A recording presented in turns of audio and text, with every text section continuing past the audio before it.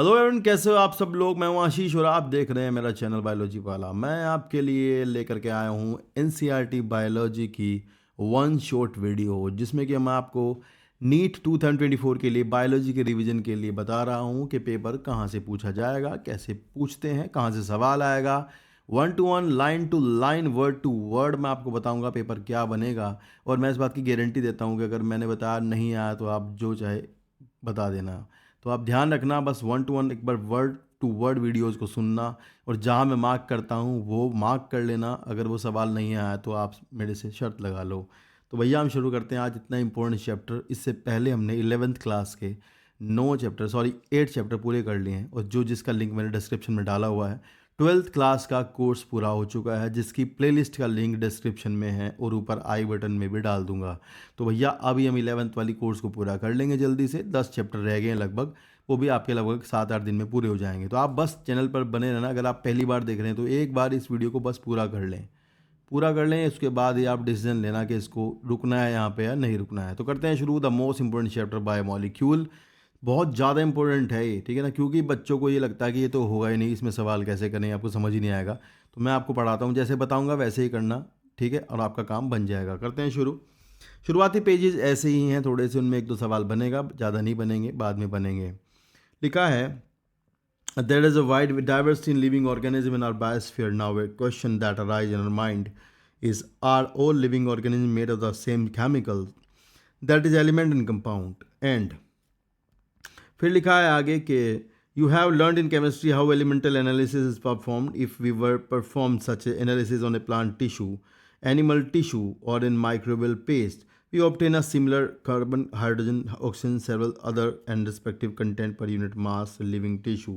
ये बात समझने की है थोड़ी सी, कि अगर चाहे आप प्लांट टिश्यू चेक कर लें, चाहे आप एनिमल टिश्यू चेक कर लें, चाहे आप माइक्रोब्स का पेस्ट चेक कर लें, आपको वही मिलने वाला है, कार्बन, हाइड्रोजन, ऑक्सीजन, यही सब के सब में यही मिलता है। फिर लिखा है the same analysis is perform the piece of earth. अगर आप ज़मीन का टुकड़ा लेकर भी यही एनालिसिस करेंगे तो आपको वहाँ भी यही मिलेगा।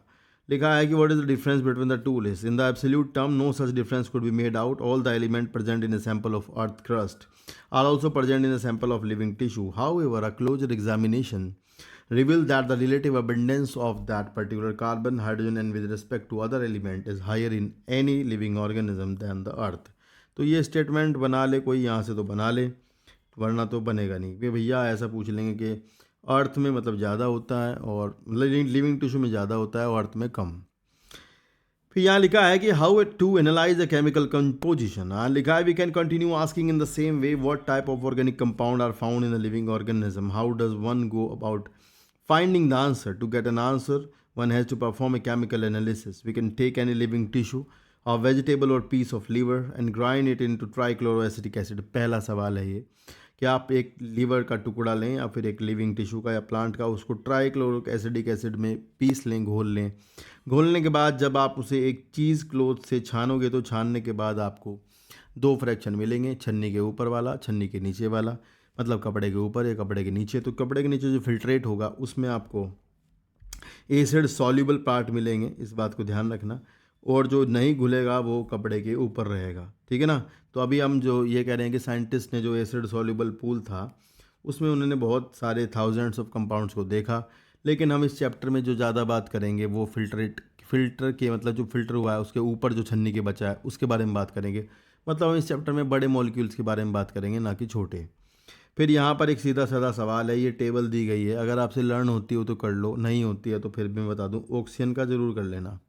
बाकी करो ना करो आपसे नहीं होता तो आप प्लीज़ ऑक्सीजन का तो ज़रूर कर लेना, और ज़रूर नाइट्रोजन, ये इतना देख लेना, ऑक्सीजन देख लेना, हाइड्रोजन और कार्बन, बस ये 3 देख लेना आप, बाकी को छोड़ देना अगर नहीं होते तो। फिर भी उसमें से ऑक्सीजन का ही पेपर में आएगा, तो ये वैल्यू याद कर लेना। फिर लिखा है in higher classes you will learn about the how to analyse a living tissue sample and identify particular organic compound. यहाँ भी ऐसे ही है, तो इसमें सवाल नहीं बनेगा नीट में, थोड़ा पढ़ लें बस ऐसे ही। It will suffice to say that here the one extract the compound and the subject the extract to various separation techniques still till one has separated a compound from another compound. In other words, one isolate and purify a compound. Analytical technique when applied to the compound give us an idea of the molecular formula. अगर आप analytical technique लगाओगे तो आपको compound का molecular formula पता लग जाएगा।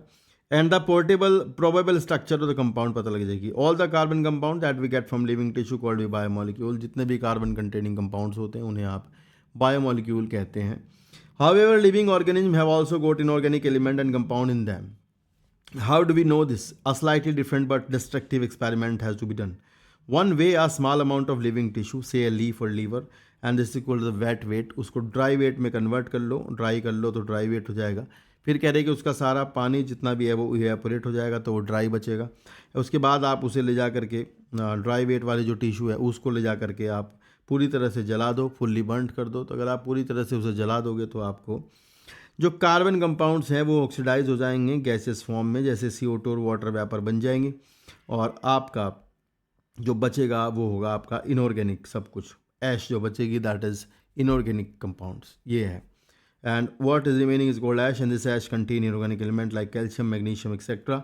Inorganic compound like sulphate, phosphate etcetera are also seen in the acid soluble fraction.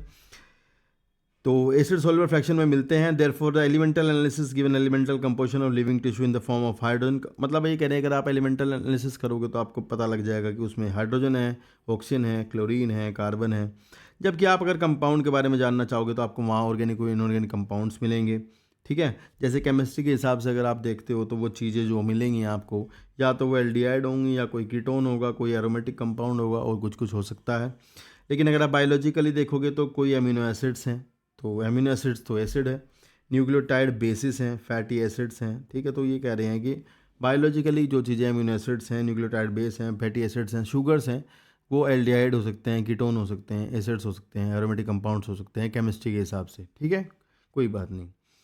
तो फिर यहाँ नीचे चलते हैं। यहाँ लिखा है, सबसे पहली बात सुनो, अब यहाँ पे शुरू होता है अमीनो एसिड। मैं आपको एक बात छोटी बताता हूँ। देखो, एमिनो एसिड्स जो है ना वो प्रोटीन बनाते हैं। प्रोटीन की जो चेन है ना वो एमिनो एसिड की बनी होती है। एक एमिनो एसिड दूसरे एमिनो एसिड से पेप्टाइड बॉन्ड के द्वारा जुड़ता है, आगे देखेंगे, और वो प्रोटीन बनाता है। Simple chain, polypeptide chain protein होती है। तो यहाँ इन्होंने सबसे पहले थोड़ा सा, बहुत थोड़ा अमीनो एसिड के बारे में डिस्कस किया है, बहुत थोड़ा सा, लिटिल बिट। तो उसको अपन देख लेते हैं, बाद में प्रोटीन को देखेंगे। ठीक है, देखो लिखा है amino acid are organic compound containing an amino group and acidic group as substituent as the same carbon. तो मैं आपको बताता हूँ, पहले एक स्ट्रक्चर बना लेते हैं छोटी सी। जैसे मान लो ये कार्बन है, इस कार्बन के ऊपर एक हाइड्रोजन है, एक कार्बोक्सिलिक ग्रुप है, और एक है अमोनिया। ठीक है, NH2 अमीनो ग्रुप, और एक है R chain, variable chain R। तो ये R चेन जो है ना, जैसे मान लो 20 तरह के एमिनो एसिड्स होते हैं, तो 20 तरह के जो एमिनो एसिड्स होते हैं ना उनमें जो डिफरेंट होता है वो R होता है।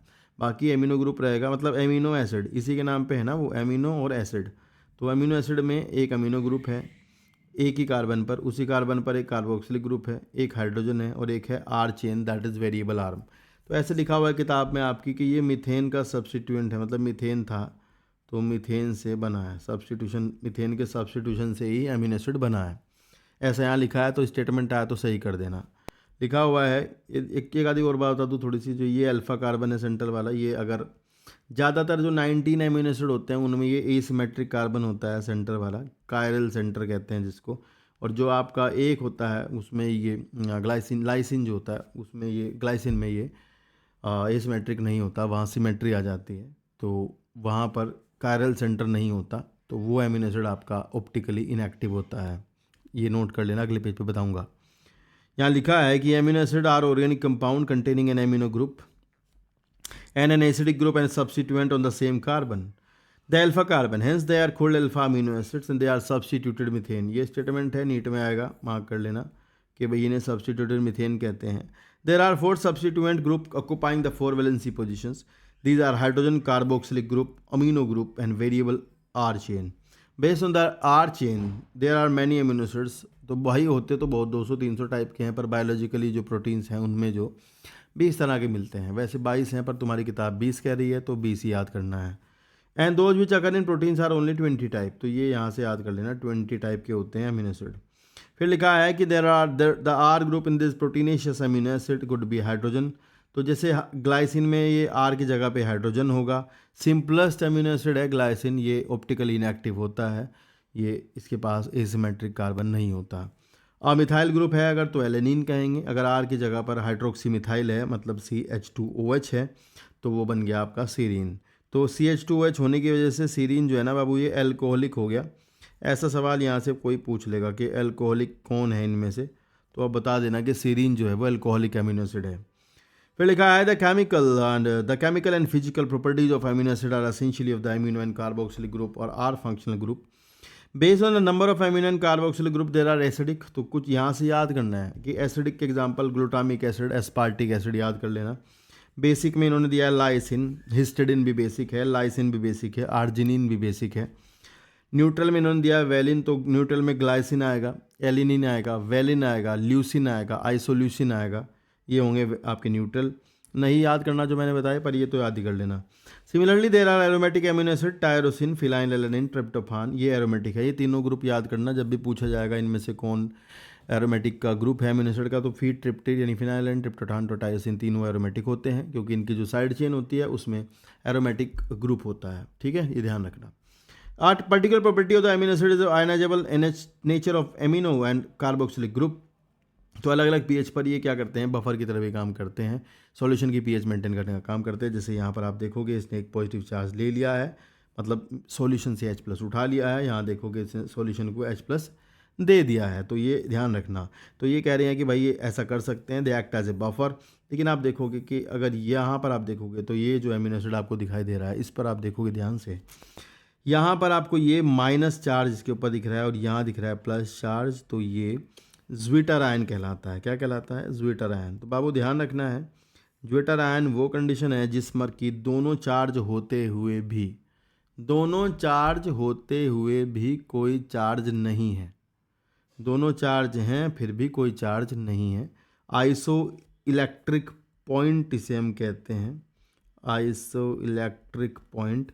और मतलब ये वो पीएच है जिस पर ज्विटर आयन फॉर्म होता है, जिस पर कि नो नेट चार्ज 0 हो जाता है, और इसे हम आइसो इलेक्ट्रिक पॉइंट या PI कहते हैं। PI is that pH eight which amino acid present in zwitter ion form. ये ध्यान रखना, ठीक है। चलो फिर नेक्स्ट हेडिंग है लिपिड्स का। तो मैं आपको छोटा सी बात बताऊँ, लिपिड नहीं पढ़ना है, मतलब जैसे अमीनो एसिड पढ़ रहे हैं ना, तो इसके बाद लिपिड नहीं पढ़ेंगे, फटाक से जा करके अमीनो एसिड के स्ट्रक्चर देखेंगे पहले आप। जब मैं जैसे पढ़ा रहा हूँ ऐसे बुक में पढ़ना, फिर आप ये तीनों अमीनो एसिड के स्ट्रक्चर देखोगे, इनमें आपको याद कर लेना अगर हो सकता है तो। ग्लाइसिन में H है और ग्लाइसिन जो है वो ऑप्टिकली इनएक्टिव है। वैसे ये सारे ऑप्टिकली एक्टिव होते हैं, मतलब इसका मतलब होता है कि ये प्लेन पोलराइज लाइट है जो उसको रोटेट कर सकते हैं। तो ये जो है एलेनिन, ये भी एक्टिव है, ये भी है, पर ये स्ट्रक्चर देख लेना बस थोड़ा थोड़ा। सिंपलेस्ट है ग्लाइसिन। इसके बाद आपको यहाँ से सीधा पता कहाँ पहुँचना है, यहाँ पहुँचना है, यहाँ पे प्रोटीन पे। देखो अमीनो एसिड के साथ साथ प्रोटीन पढ़ना है, और यही तरीका है चैप्टर को समझने का, पढ़ने का, उल्टा सीधा मत पढ़ना। तो अभी हम पढ़ेंगे प्रोटीन। तो अमीनो एसिड्स जो होते हैं वो मिलकर चेन बनाते हैं, और वो चेन जो कहलाती है पॉलीपेप्टाइड और प्रोटीन सिंपली। लिखा है प्रोटीन आर पॉलीपेप्टाइड। ये स्टेटमेंट कभी आए तो सही कर देना, मतलब कि प्रोटीन की चेन होती है, अमीनो एसिड की चेन को पॉलीपेप्टाइड कहते हैं। They are linear chain of amino acid. ये अमीनो एसिड की लीनियर चेन होते हैं, and linked by the peptide bond. और किससे जुड़े होते हैं? पेप्टाइड बॉन्ड से जुड़े होते हैं।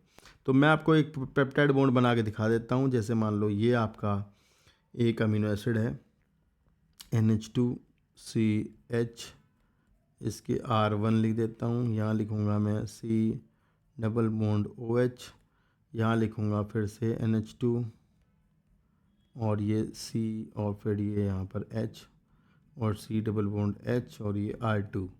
तो ये पहला अमीनो एसिड जो आपका है फर्स्ट वाला, ये दूसरे अमीनो एसिड के साथ में ये जो इसका हाइड्रोक्सिल ग्रुप है ये वाला, ये इसके हाइड्रोजन से जुड़ जाएगा, और यहाँ पर आपका वाटर आप देख रहे हो H2O बाहर निकल जाएगा, वाटर निकल गया बाहर। वाटर बाहर निकलने से ये सब खत्म हो जाएगा और यहाँ पर एक बॉन्ड का फॉर्मेशन हो जाएगा। तो ये एक्चुअल में ये जो बॉन्ड है ना, ये वाला, इसे कहते हैं peptide bond. CONH is the peptide bond, ठीक है ना, ये थोड़ा ध्यान रखना। और कभी कभी डायरेक्ट सवाल भी आ जाता है इनमें से कौन सा पेप्टाइड बॉन्ड है ऐसा। और ये इधर ध्यान रखना, अगर एक लंबी प्रोटीन की चेन बन रही है, मान लो एक चेन बनती जा रही है, तो इधर वाला टर्मिनल N होगा, ये लेफ्ट होता है, और राइट वाला जो टर्मिनल होगा वो R होगा, राइट। तो मतलब प्रोटीन की चेन अगर ऐसे खींच दी मैंने, तो ये N terminal to C terminal होगी। इसमें भले ही कितने अमीनो एसिड हो बीच में, मेरे को क्या मतलब, ध्यान रखना बस, ठीक है। लिखा है कि each protein is a polymer of amino acid. And there are 20 type of amino acid. Alanine neutral है, cysteine sulphur containing, protein amino group रखता है, ट्रिप्टोफान एरोमेटिक है, लाइसिन बेसिक है। अब प्रोटीन इज ए हेट्रोपॉलीमर, तो ये ध्यान रखना प्रोटीन कभी भी होमोपॉलीमर नहीं होती। जैसे कार्बोहाइड्रेट होता है ना, glucose glucose glucose glucose glucose glucose, ऐसा नहीं होता। यहाँ पर आपको पता होना चाहिए कि दे आर हेट्रोपॉलीमर, मतलब एलेनिन के बाद क्या ग्लाइसिन ग्लाइसिन प्रोलिन प्रोलिन, मतलब बदल बदल के एमिनो एसिड होते हैं, एक ही तरह की चेन नहीं होती। तो they are not homopolymer, they are heteropolymer, and homopolymer has only one type of monomer repeating in a number of time. This information about the amino acid content is important as later in your nutrition lesson. You will learn the certain amino acid essential for our health and they have to be supplied through diet. तो यहाँ से एक सवाल और definition याद करनी है। क्या बाबू? यहाँ से याद करना है कि असेंशियल एमिनो एसिड ना पता कौन से होते हैं? जो डाइट से मिलते हैं बस, और नॉन असेंशियल आपकी बॉडी खुद बनाती है। तो 10 असेंशियल होते हैं, नॉर्मली बता रहा हूँ, और 10 नॉन असेंशियल होते हैं। तो ये आपको ये नहीं याद करना कौन से होते हैं, पर आपको ये याद कर लेना है कि 10 मतलब जो डाइट से मिलते हैं वो असेंशियल हैं बस। And hence dietary proteins are the source of essential amino acid and therefore amino acid can be essential or non-essential. The latter are those which our body can make while we get essential amino acid through our diet food. Proteins carry out many functions in living organisms. Some transport nutrient across the cell membrane and some fight infections organisms. Some are hormones, some are enzymes. तो यहाँ पर हमें ये table याद करनी है। मैं table में से जो पेपर में आएगा बता रहा हूँ बाबू, ध्यान से। कोलाजन जो है वो एक प्रोटीन है जो कि आपकी आपको मसल्स वगैरह जो आपके टिश्यू मिलती है, सॉरी कनेक्टिव टिश्यू मिलती है। और कोलाजन एक ट्रिपल हेलिकल स्ट्रक्चर प्रोटीन है, ये ध्यान रखना। ट्रिप्सिन एक एंजाइम है जो प्रोटीन डाइजेस्टिव एंजाइम है, जो कि आपका निकलता है कहाँ से? पेनक्रियास से। इनएक्टिव होता है, वो एक्टिव हो जाता है ट्रिप्सिन। इंसुलिन आपका बीटा सेल्स ऑफ लैंगरेंस से मिलता है, हार्मोन है, ये भी प्रोटीन है। और एंटीबॉडी इम्यूनोग्लोबुलिन्स हैं, जो एंटीबॉडी भी प्रोटीन्स होती हैं, मतलब ऐसा। और बहुत सारे सेंसरी रिसेप्टर्स होते हैं, दे आर ग्लाइकोप्रोटीन्स। और ये है सवाल जो हमेशा से सालों साल से आता हुआ है कि GLUT4 क्या है? तो बाबू पता क्या है? GLUT4 जो होता है ना, वो मसल्स और एडिपोज टिश्यू की सेल्स जो होती हैं उनमें पाया जाने वाला ग्लूकोज का ट्रांसपोर्टर है। मसल्स में और एडिपोज टिश्यू में पाया जाने वाला ग्लूकोज ट्रांसपोर्टर है ये। और ये ग्लूकोज ट्रांसपोर्टर जो है ग्लूकोज को ट्रांसपोर्ट करने का काम करता है। भाई ये बहुत तगड़ा सवाल है, इसके बिना पेपर छपते नहीं है कभी, पता नहीं कब से, ठीक है? तो ज़रूर याद रखना। And next we are here, और जो 2 लाइन दिख रही हैं सामने भाई, ये भी बड़ी भयंकर हैं, इनको ध्यान से पढ़ना है यार। यहाँ लिखा है कि collagen is the most abundant protein in the animal world. तो एनिमल वर्ल्ड में अगर कहा जाए तो कोलाजन जो है वो सबसे ज़्यादा पाए जाने वाली प्रोटीन है। जबकि रुबिस्को एंजाइम जो होता है, जो कि फोटोसिंथेसिस में काम आता है, कार्बन फिक्सेशन इन C3 साइकिल में काम आएगा ये। तो C3 साइकिल हो चाहे C4 साइकिल हो, कार्बन फिक्सेशन तो यही करता है फूड बनाने वाला जब साइकिल चलता है तो, केल्विन साइकिल में। तो रुबिस्को जो है वो बायोस्फीयर में पाए जाने वाली और सबसे ज़्यादा मात्रा की प्रोटीन है। तो ये भयंकर सवाल है भाई, दोनों इनके बिना भी पेपर छपते नहीं थे पहले, अब तो पता नहीं, पर याद कर लेना दोनों लाइन। फिर है पॉलीसेक्राइड्स, फिर ये अभी पॉलीसेक्राइड नहीं पढ़ेंगे, फिर से हम आगे फिर से एक और बार हेडिंग है प्रोटीन का, वहाँ जाऊँगा पहले फिर पीछे आऊँगा, ठीक है? ऐसा ध्यान से ऐसे ही पढ़ना जैसे पढ़ाया जा रहा है। लिखा है कि proteins as mentioned in earlier, जैसे पहले प्रोटीन देखा आपने, they are heteropolymers containing strings of amino acids. Structure of molecule means different thing in different contexts. In inorganic chemistry, the structure available, एक यहाँ पे लिखा है फालतू बात है थोड़ी, कह रहे इनऑर्गेनिक केमिस्ट्री में हम 2D स्ट्रक्चर देखते हैं, ऑर्गेनिक केमिस्ट्री में 2D स्ट्रक्चर तक देखते होते हैं। अगर आप फिजिक्स में जाओगे तो वहाँ 3D तक दिखाई देता है, जबकि बायोलॉजी में जाओगे तो आपको प्रोटीन के स्ट्रक्चर को क्वाटरनरी तक भी देखा जाता है, 4 लेवल तक। फिर नीचे यहाँ शुरू हो जाती है काम की बात, लिखा है the sequence of amino acid, the positional information in A protein. मतलब ये कि एक प्रोटीन की चेन में पहला कौन सा एमिनो एसिड है, दूसरा, तीसरा, चौथा, पांचवा, छठा, सातवां, आठवां कौन सा, ऐसा कौन सा एमिनो एसिड है, बस ये इतना पता है। तो ये प्राइमरी स्ट्रक्चर ऑफ प्रोटीन है। प्राइमरी स्ट्रक्चर मतलब कुछ नहीं है, सीधा साधा एक चेन ऑफ एमिनो एसिड है, और इसके अलावा कुछ नहीं है, ठीक है? And the protein is imagine as a line, the left hand represented by the N terminal first amino acid and the right hand by the last amino acid, and the first amino acid is also called the N terminal and the last is called the C terminal. पिछले साल NEET में आया था ये, पिछले साल NEET में आया था सवाल, पता नहीं क्या करके आए थे, ध्यान से पढ़ लिया करो थोड़ा। यहाँ लिखा है the right hand is the left is the N terminal and the right is the C terminal. वो मैंने पीछे बताया था ऐसा क्यों होता है, ठीक है? फिर आगे लिखा है protein thread does not exist through out the linear line. तो हमेशा ही प्रोटीन का जो थ्रेड होता है वो सीधा नहीं रहता। मैं आपको समझाता हूँ क्या है। देखो यार, प्राइमरी स्ट्रक्चर तो ये है जिसमें आप देखोगे यहाँ पे ये यहाँ पर आपको मिल जाएगा CONH बॉन्ड, ठीक है। तो यहाँ पर आपको पेप्टाइड बॉन्ड मिल रहे हैं, तो पेप्टाइड बॉन्ड से आपकी प्रोटीन जुड़ी हुई है, ये है CONH, ये ठीक है। तो ऐसे आपकी प्रोटीन की चेन बनी है, तो ये तो प्राइमरी स्ट्रक्चर हुई। इसके बाद कह रहे हैं कि ये प्रोटीन की स्ट्रक्चर हमेशा, प्राइमरी स्ट्रक्चर जो है हमें ऐसा नहीं होता कि हमेशा ही ये सीधा रिजिड रोड रहती है, ऐसा नहीं होता। ये अकॉर्डिंग टू द फंक्शन अपने आप में थोड़े थोड़े चेंजेस करती हैं। तो फिर ये सेकेंडरी स्ट्रक्चर ऐसे फॉर्म करती होती है, जैसे कि इसे आप देखो यहाँ ध्यान से, नीचे भी दी हुई है, अगर नहीं अपनी पहले वाली किताब में था। देखो यार, ऐसा है, अगर मान लो ये थ्रेड ऐसा ऐसे ऐसे कॉयल करे, मान लो ये, तो ये आपको दिख रहा होगा राइट हैंडेड फैशन में कॉयल हुआ है, यूँ यूँ। तो राइट हैंडेड है, ऊपर से मान लो ये एन टर्मिनल है और ये C टर्मिनल है। और मैं अगर कहूँ, बताऊँ आपको कि ये पहला एमिनो एसिड है, यहाँ मान लो दूसरा है, मान लो यहाँ तीसरा है, मान लो यहाँ चौथा है, तो चौथा एमिनो एसिड जो होगा वो अपने पहले एमिनो एसिड से अगर यहाँ पर हाइड्रोजन बॉन्ड बना ले इस तरह से, मतलब इसमें पूरी चेन में हाइड्रोजन बॉन्डिंग हो जाए, तो बेटा पता क्या होगा, ये हाइड्रोजन बॉन्डिंग होने से ना प्रोटीन की जो चेन है ना ये स्टेबल हो जाएगी, थोड़ी इसकी स्ट्रक्चर फॉर्म हो जाएगी, तो ऐसे वाली, तो इसको अपन कहते हैं अल्फा हेलिक्स। तो ये बन गया अल्फा हेलिक्स। तो राइट हैंडेड हेलिक्स आपको प्रोटीन में देखने को मिलेंगे, यार सेकेंडरी स्ट्रक्चर है। और ये पहले अमीनो एसिड की चौथे से, बस यही सवाल बन गया तो बन गया, पहले के चौथे से बीच में हाइड्रोजन बॉन्ड होता है और ये स्टेबल करता है। अगर कोई पूछे सेकेंडरी स्ट्रक्चर स्टेबलाइज्ड बाय, तो आंसर होगा हाइड्रोजन बॉन्डिंग, ठीक है बाबू। इसी तरह से अगर प्रोटीन की चेन ने जो है बराबर वाली शीट के साथ में हाइड्रोजन बॉन्डिंग की है, तो उसे कहते हैं, जैसे मान लो ये एक शीट ये है और एक ये है, तो इसने अगर इससे यहाँ पर बॉन्ड बनाया, वो भी हाइड्रोजन बॉन्डिंग की है, तो ये कहलाता है beta sheet. Parallel anti parallel दो तरह की बीटा शीट होती है, इस पर ज़्यादा आप पे ध्यान नहीं है। तो ये दोनों beta sheet, beta pleated sheet और जो आपका अल्फा हेलिक्स है, दोनों की दोनों सेकेंडरी स्ट्रक्चर्स में आती हैं। फिर मैं टर्शरी बता देता हूँ आपको। टर्शरी स्ट्रक्चर ऐसा होता है, टर्शरी स्ट्रक्चर प्रोटीन की एक ऐसी स्ट्रक्चर है जिसमें कि आपको देखो, ध्यान से देखोगे तो इसमें आपको प्राइमरी भी मिलेगा कई जगह पर, मतलब इसमें प्राइमरी है, अल्फा हेलिक्स सेकेंडरी भी है, बीटा प्लेटेड शीट सेकेंडरी है। तो मतलब एक ही चेन है, उसमें प्राइमरी सेकेंडरी टर्शरी सब कुछ है। मतलब अगर ऐसे मैं यहाँ बनाऊँ, ऐसे ही बना रहा हूँ फालतू कि भाई इस तरह से एक चेन है, फिर उसने अल्फा हेलिक्स बना लिया, फिर वो बीटा शीट बना ली ऐसे करके, फिर से अल्फा हेलिक्स बना लिया, फिर ऐसे प्राइमरी बना लिया, और उसने एक ऐसी ग्लोबुलर प्रोटीन का फॉर्मेशन कर लिया, ग्लोबुलर प्रोटीन बना ली, जिसकी खास बात यह है कि इस ग्लोबुलर प्रोटीन की जो सरफेस है हाइड्रोफिलिक, और जो आपकी ग्लोबुलर प्रोटीन के इंटरनल पार्ट है वो है आपका हाइड्रोफोबिक। क्या है? हाइड्रोफोबिक। तो इस तरह से एक प्रोटीन की चेन जो है अरेंज हो जाती है, एक चेन, दो चेन, जितने भी, और वो अगर ऐसे स्ट्रक्चर फॉर्म करते हैं इसकी सरफेस पर हाइड्रोफिलिसिटी आ जाए, मतलब जितना भी चार्ज्ड पार्ट है वो सारा सरफेस पर हो और जो अनचार्ज पार्ट है वो सारा सेंटर में चला जाए, तो ऐसी स्ट्रक्चर कहलाती है tertiary protein. Biologically active proteins, enzymes वगैरह जो होते हैं, दे आर टर्शरी प्रोटीन्स, ठीक है, ये ध्यान रखना, वो टर्शरी प्रोटीन्स में आते हैं। और ये दिख ही रहा होगा आपको स्ट्रक्चर ऐसे फॉर्म होता हुआ। इसके बाद यहाँ क्वाटरनरी स्ट्रक्चर है, मतलब यहाँ पर एक चेन ये है, एक चेन ये है, दूसरी ये है, तो ये है, चार चेन मिल करके एक स्ट्रक्चर फॉर्म करती है। मतलब अगर कोई शेप बनाती हैं या फिर क्यूब बनाती है या कुछ भी, तो वो क्वाटरनरी स्ट्रक्चर कहलाती है, जिसमें आपको ध्यान रखना होगा हर एक चेन जो है वो खुद में प्राइमरी सेकेंडरी टर्शरी हो सकती है, ये ध्यान रखना। तो इस तरह की शेप्स फॉर्म करती हैं तो क्वाटरनरी स्ट्रक्चर कहलाती है।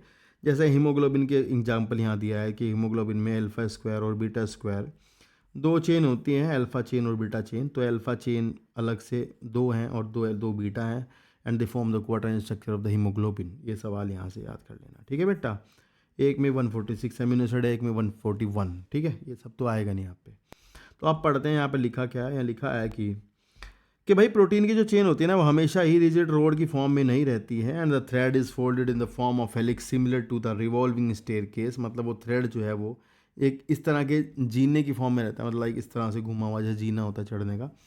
एंड फिर याद करना है आपको यहाँ से कि of course only some protein of the portion of the protein thread and in the form of the helix in protein only. ये नीट में आएगा कि प्रोटीन्स में केवल राइट हैंडेड हेलिक्स आपको मिलते हैं, ये स्टेटमेंट है नीट का सीधा सीधा।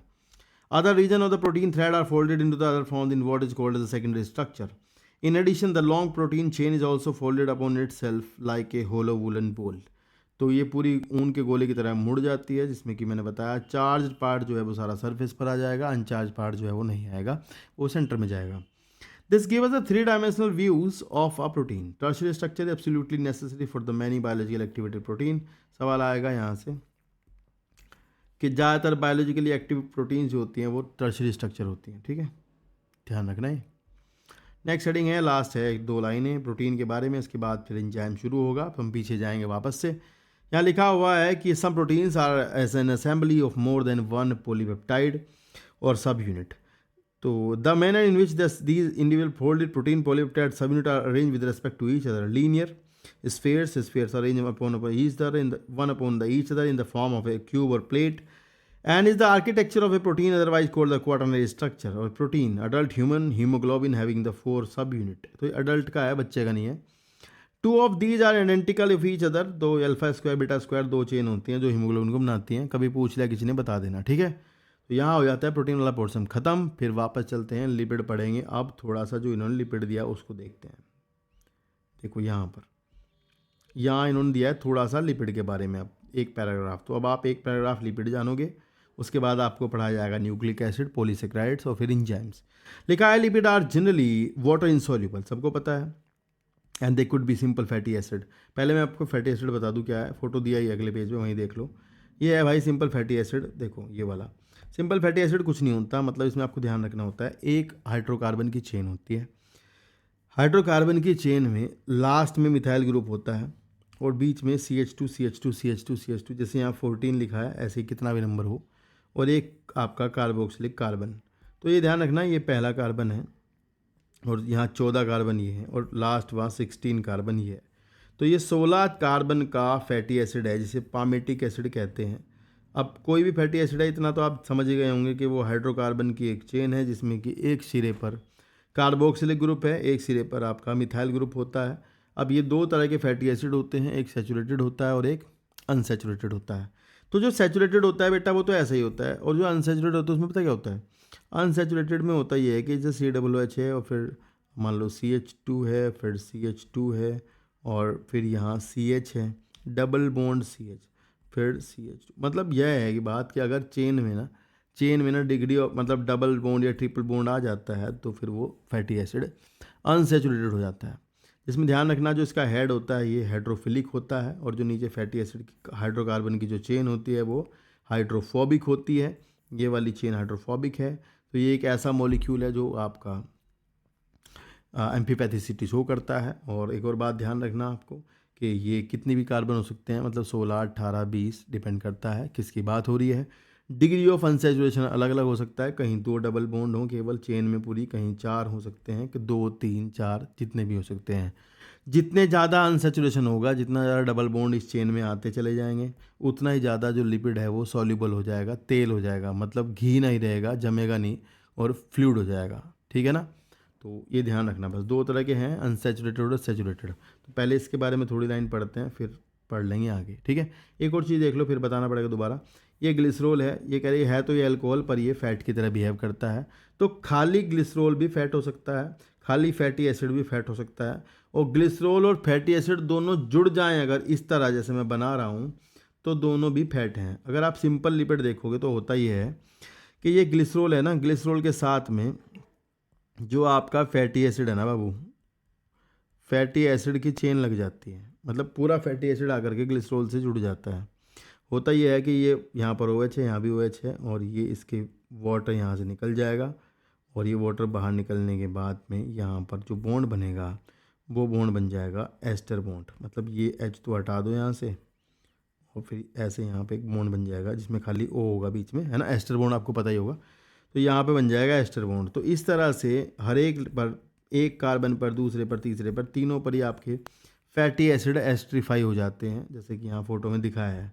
तो यहाँ भी देखो आपका एस्टर बॉन्ड है, यहाँ भी एस्टर बॉन्ड है, और यहाँ भी एस्टर बॉन्ड है। तो लिपिड्स एक्चुअली क्या होते हैं, alcoholic ester of fatty acid होते हैं। Lipid actually alcoholic ester of fatty acid होते हैं, मतलब फैटी एसिड के एल्कोहलिक एस्टर्स आर लिपिड। तो ये ट्राइग्लिसराइड्स है, और ये दिख रहा है, अगर दो जुड़े होते तो डाइग्लिसराइड होता, 3 होते, 1 होता तो मोनोग्लिसराइड होता। और दीज आर ट्रांस फैट्स, तो आप खाते हो वही घी है, घी तेल वो सब है ये। तेल तो नहीं है, मतलब अगर ये फैटी एसिड अगर मान लो ये अनसेचुरेटेड हैं तो फिर ये ऑयल होगा, अगर ये सेचुरेटेड हैं तो ये घी होगा, ऐसा। फिर से चलते हैं वापस एक बार यहीं पर पढ़ते हैं। तो यहाँ पर अगर आपको समझ आ रहा है तो लाइक कर दो यार, है ना।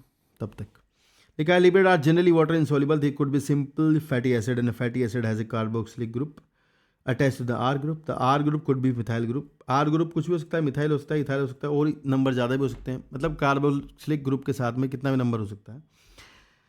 एक कार्बन से 19 कार्बन तक हो सकता है, जैसे कि पामेटिक एसिड अभी देखा उसमें 16 कार्बन है और वो सेचुरेटेड फैटी एसिड है। अरेकिडोनिक एसिड 20 कार्बन का होता है, ध्यान रखना ये अनसेचुरेटेड का एग्जाम्पल है, कोई पूछ ले कभी भाई फंस जाओ। Arachidonic is unsaturated fatty acid, ठीक है। 4 इसके अंदर बॉन्ड होते हैं, 4 डबल बॉन्ड होते हैं, ठीक है। तो फिर आगे लिखा है कि fatty acid could B saturated और विदाउट डबल बॉन्ड और unsaturated with double bond and another simple lipid is glycerol. तो कह रहे खाली ग्लिसरॉल भी लिपिड हो सकता है और ग्लिसरॉल उसके साथ जुड़ जाए तो भी फैट है, सिंपल फैट है। फिर लिखा है which is a tri hydroxy propane, many lipid have both glycerol and fatty acid. यहाँ से पढ़ना है fatty acid are found esterified with glycerol. तो फैटी एसिड जो है वो ग्लिसरॉल का एस्टर होता है, मतलब ग्लिसरॉल से एस्टर बॉन्ड से जुड़ते हैं। Lipids are the alcoholic ester of the fatty acid. They can be then mono or di or triglycerides, these are also called fat oil based on the melting point, जैसे gingelly oil एक example दिया है। and hence remain an oil in winter, जहाँ unsaturation होगा तो वो oil ही रहेगा, ध्यान रखना। फिर लिखा है can you identify A fat from market, हाँ और क्या, अंधे थोड़ी हैं, देख लेंगे। सम लिपिड्स, यहाँ लिखा है कि some lipids have phosphorus and a phosphorylated organic compound in them. तो भाई देखो कुछ लिपिड के अंदर ना फॉस्फेट होती है, अगले पेज में बताऊंगा कैसे होती है। तो कुछ लिपिड रखते हैं फॉस्फेट, उन्हें कहते हैं फॉस्फोलिपिड। और भाई ये आपको बता दूं फॉस्फोलिपिड आपको सेल मेम्ब्रेन में मिलेंगे, जैसे मैंने पिछले चैप्टर में डिस्कस किया था ना कि सेल मेम्ब्रेन में वो होते हैं फॉस्फोलिपिड। तो ये बहुत इंपॉर्टेंट है, मैं बताऊंगा कैसे बनते हैं, तो ये ध्यान रखना। पर सेल मेम्ब्रेन में फॉस्फोलिपिड होते हैं ज़्यादातर। लैसिथिन इज एग्जाम्पल, इसके बारे में सारी बात पढ़ी जाएंगी। इसके बाद लिखा हुआ है कि कुछ टिश्यू स्पेशली न्यूरल टिश्यू, जैसे वहाँ पर आप जाओगे तो आपको वहाँ न्यूरल टिश्यू में माइलिन शीथ मिलेगा। न्यूरॉन के ऊपर आपने देखा होगा माइलिन शीथ होता है ना, तो वो माइलिन शीथ मिलेगा जो कि एक इम्पोर्टेंट एग्जांपल है। That is also a fat, मतलब that is also a lipid, ठीक है। वो भी स्पिंगोलिपिड है वो, पर वो है फॉस्फेट वाला ही, ठीक है। तो इस तरह से लिपिड यहाँ ख़त्म हो जाता है। आपको जो फोटो में दिखाना है वो समझ लो पहले, वो इंपॉर्टेंट है। फिर यहाँ लिखा हुआ है फोटो, देखो ये ध्यान से इस वाले को, ये है फॉस्फोलिपिड का फोटो। इसमें कुछ नहीं बड़ी बात हुई, ये आपका था तो एक ग्लिसरॉल ही ना, तो ग्लिसरॉल के साथ पता क्या हुआ, बस एक तो ये दिखाया कि पहला तो यहाँ फैटी एसिड लगा हुआ है, दूसरे पे भी कार्बन पे फैटी एसिड लगा है, तीसरे कार्बन पर पहले ना एस्टर बॉन्ड से ना फॉस्फेट जुड़ी है, पहले ऑर्थोफॉस्फोरिक एसिड मतलब H3PO4 लगा, पहले यहाँ पर ऑर्थोफॉस्फोरिक एसिड जुड़ी एस्टर बॉन्ड से, ये ठीक है। और फिर ऑर्थोफॉस्फोरिक एसिड जुड़ने के बाद इसके आगे यहाँ पर फिर से एक एस्टर बॉन्ड देख रहे होंगे। इस एस्टर बॉन्ड से आपके सामने ये जो लगा हुआ है ना, ये पता क्या है, ये ना अमीनो एल्कोहल है, इसे कहते हैं अमीनो एल्कोहल। तो ये कुछ भी हो सकता है, वो अलग अलग होते हैं, पर ये एक अमीनो एल्कोहल है जिसका नाम है कोलाइन। क्या है? कोलाइन। तो ये कोलाइन फिर आकर के यहाँ पर एस्ट्रीफाई हो जाता है फॉस्फेट से। तो ये पूरा जो सिस्टम बन गया है पूरा है, अभी लेसिथिन कहते हैं इसको, इसका नाम है फोस्फोटिडिल कोलिन, फोस्फोटिडिल कोलिन इसका नाम है। और ये लेसिथिन है, ये आपको लंग्स में मिलता है, आपको सर्फेक्टेंट का काम करता है, ये आपको बायोलॉजिकल मेम्ब्रेन्स में भी पाया जाता है बहुत ज़्यादा, ठीक है। तो ये है फॉस्फोलिपिड। तो इसमें बात खास ये होती है कि जो ये इतना पार्ट होता है ना, इसको मैं अभी ब्लैक कलर से मार्क करता हूँ, देखो अबे चल जा भाई। तो ये जो इतना हिस्सा है ना, ये वाला, ये क्योंकि इसमें फॉस्फेट है तो इस पर चार्ज रहेगा, तो ये तो बनाता है इतना हिस्सा हेड, और ये दो फैटी एसिड की बनती हैं दो टेल। जैसे मान लो हम कहते हैं ना कि ये है लिपिड का head and that is charged hydrophilic, और दो टेल, तो दो टेल तो हैं फैटी एसिड की, और जो ऊपर का आपका हेड है, ये हेड है आपका चार्ज, जिसमें क्या आएगा, कौन, ग्लिसरॉल भी है, कोलाइन भी है और फॉस्फेट भी है, ठीक है। तो ऐसा होता है फॉस्फोलिपिड, समझ आ गया होगा आपको। ये हो गया फैट ख़त्म। एक स्ट्रक्चर दी है कोलेस्ट्रॉल की, थोड़ा बहुत देख लेना, इसका तो भाई अलग ही सवाल है, पर मैं क्या बताऊँ, इतना ज़रूर देख लेना कि ये जो पिंक वाली स्ट्रक्चर है इसकी साइड चेन लगी हुई है, 8 कार्बन की है, मतलब अगर ये जो पिंक वाले स्ट्रक्चर है ना, सारे ज़्यादातर कोलेस्ट्रॉल जितने भी स्टेरॉइड्स हैं उनमें मिलती है, सब में ये कार्बन नंबर अलग अलग होती है। तो यहाँ पर 8 कार्बन की चेन होती है कोलेस्ट्रॉल में, ठीक है, ध्यान रखना। और ये तीसरे कार्बन पर हाइड्रोक्सिल ग्रुप लगा है, ये भी देख लेना अगर मन है तो तुम्हारा। चलिए, तो ये हो जाता है लिपिड खत्म। इसके बाद शुरू हो जाता है यहाँ नीचे फिर से डीएनए वाली बातें, मतलब न्यूक्लिक एसिड के बारे में चर्चा होगी। तो पढ़ते हैं पहले न्यूक्लिक एसिड वाले पार्ट को। देखो लिखा है कि living organism have a number of carbon compound in which heterocyclic rings are present. Heterocyclic ring पता कैसे होते हैं? CN इस तरह के। होमोसाइक्लिक होते हैं CC वाले रिंग, ठीक है, जैसे बेंजीन है। लिखा है living organism have a number of carbon compounds and in which the heterocyclic rings are present and some of these are nitrogen bases। तो यहाँ बता रहे हैं कि नाइट्रोजन बेसिस होते हैं, adenine, guanine, cytosine, uracil, thymine. और फिर लिखा है when found attached to a sugar they are called the nucleoside. तो ये मैं बता दूं आपको, जब एक डीएनए आप पढ़ते हो या आरएनए पढ़ते हो, कोई भी पढ़ते हो जेनेटिक मटेरियल, जो कि डीएनए मतलब न्यूक्लिक एसिड, तो वो आपके न्यूक्लियोटाइड्स के बने होते हैं। और एक न्यूक्लियोटाइड जो होता है उसमें 3 चीज़ें होती हैं, एक नाइट्रोजन बेस होता है, एक पेंटोज शुगर होती है और एक फॉस्फेट। अगर आपका nitrogen base whether it is a purine और पिरिमिडिन, तो 2 तरह के होते हैं, प्यूरिन्स आर एडेनिन, गुआनिन, और पिरिमिडिन्स 3 है, यूरेसिल, थायमिन और साइटोसिन। तो कोई भी हो सकता है, अगर वो आपका शुगर से जुड़ा है तो वो बनाता है न्यूक्लियोसाइड। फिर वो न्यूक्लियोसाइड अगर फॉस्फेट से जुड़ जाए तो बनाता है न्यूक्लियोटाइड। तो यहाँ से सवाल पता क्या आता है?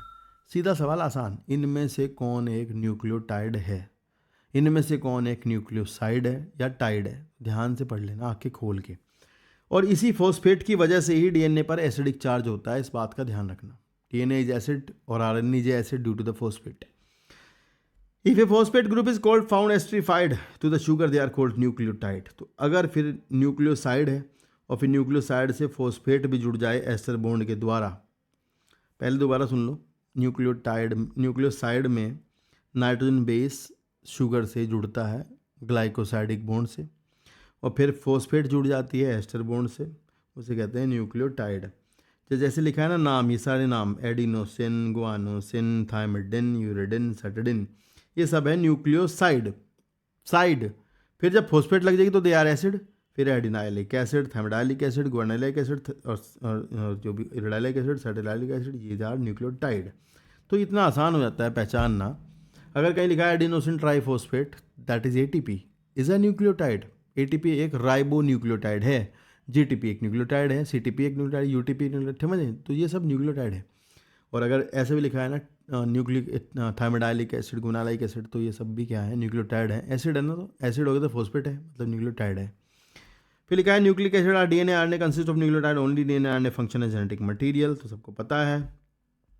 फिर यहाँ पर आप देखोगे ये फोटो, भैया इस फोटो में से हमें फटाफट से देख लेनी है शुगर। तो ये है राइबोज शुगर जो डीएनए मिलती है, आरएनए मिलती है। इसमें अभी के अभी नोट कर लो फटाक से 2 मिनट के अंदर कि भाई ये जो है ना बेटा, अब कहाँ चला गया, ये पहला कार्बन है, ये दूसरा कार्बन है, ये तीसरा कार्बन है, ये चौथा कार्बन है, 5वां कार्बन रिंग से बाहर है। ऐसे रिंग को फ्यूरानोज रिंग कहते हैं।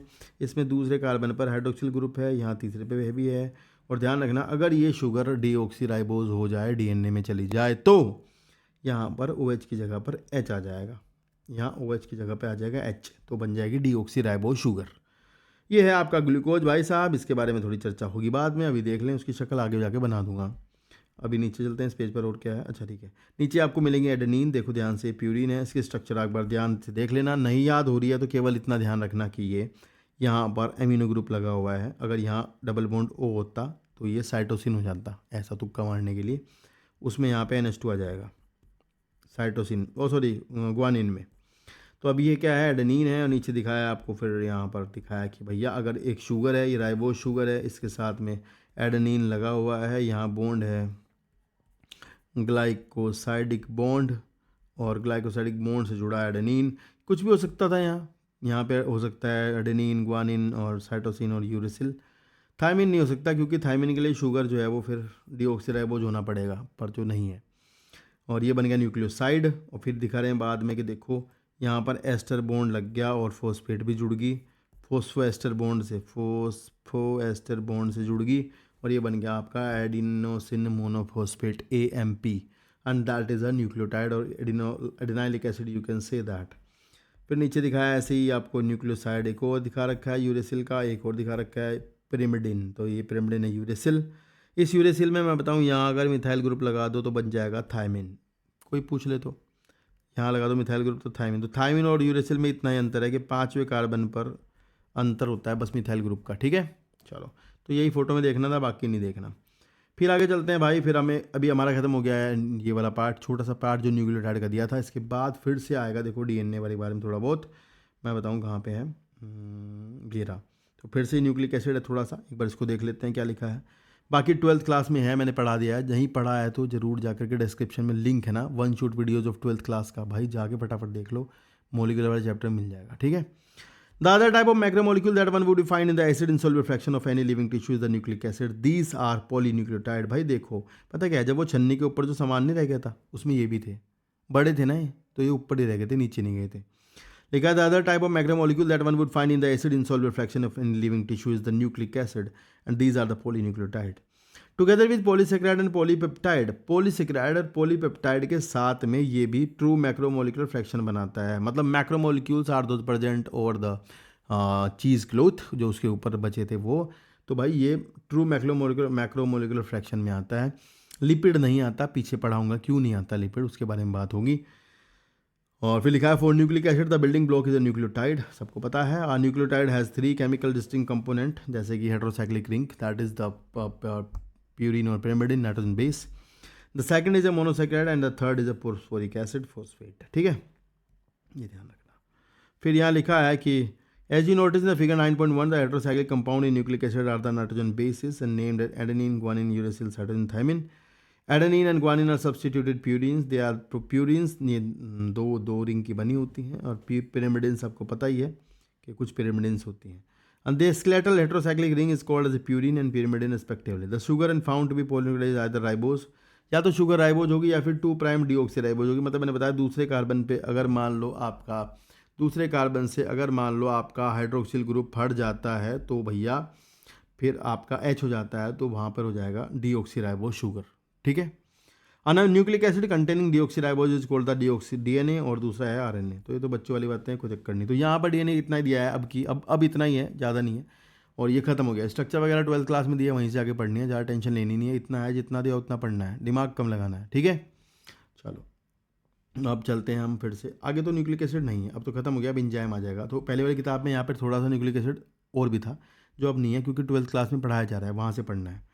अभी हम जाएंगे पीछे वापस से, अब हम पढ़ेंगे एक और टॉपिक दैट इज़ पॉलीसेक्राइड। पर उससे पहले मैं पीछे पढ़ाता हूँ सेकेंडरी मेटाबोलाइट वाला पार्ट, उसके बाद आगे पढ़ेंगे पॉलीसेक्राइड्स। देखो तो आपको लग रहा है उल्टा पुल्टा हो गया, पर पढ़ना ऐसे ही पड़ेगा। अगर ऐसे नहीं पढ़ोगे तो आपको ये चैप्टर कभी नहीं आएगा। ठीक है ना।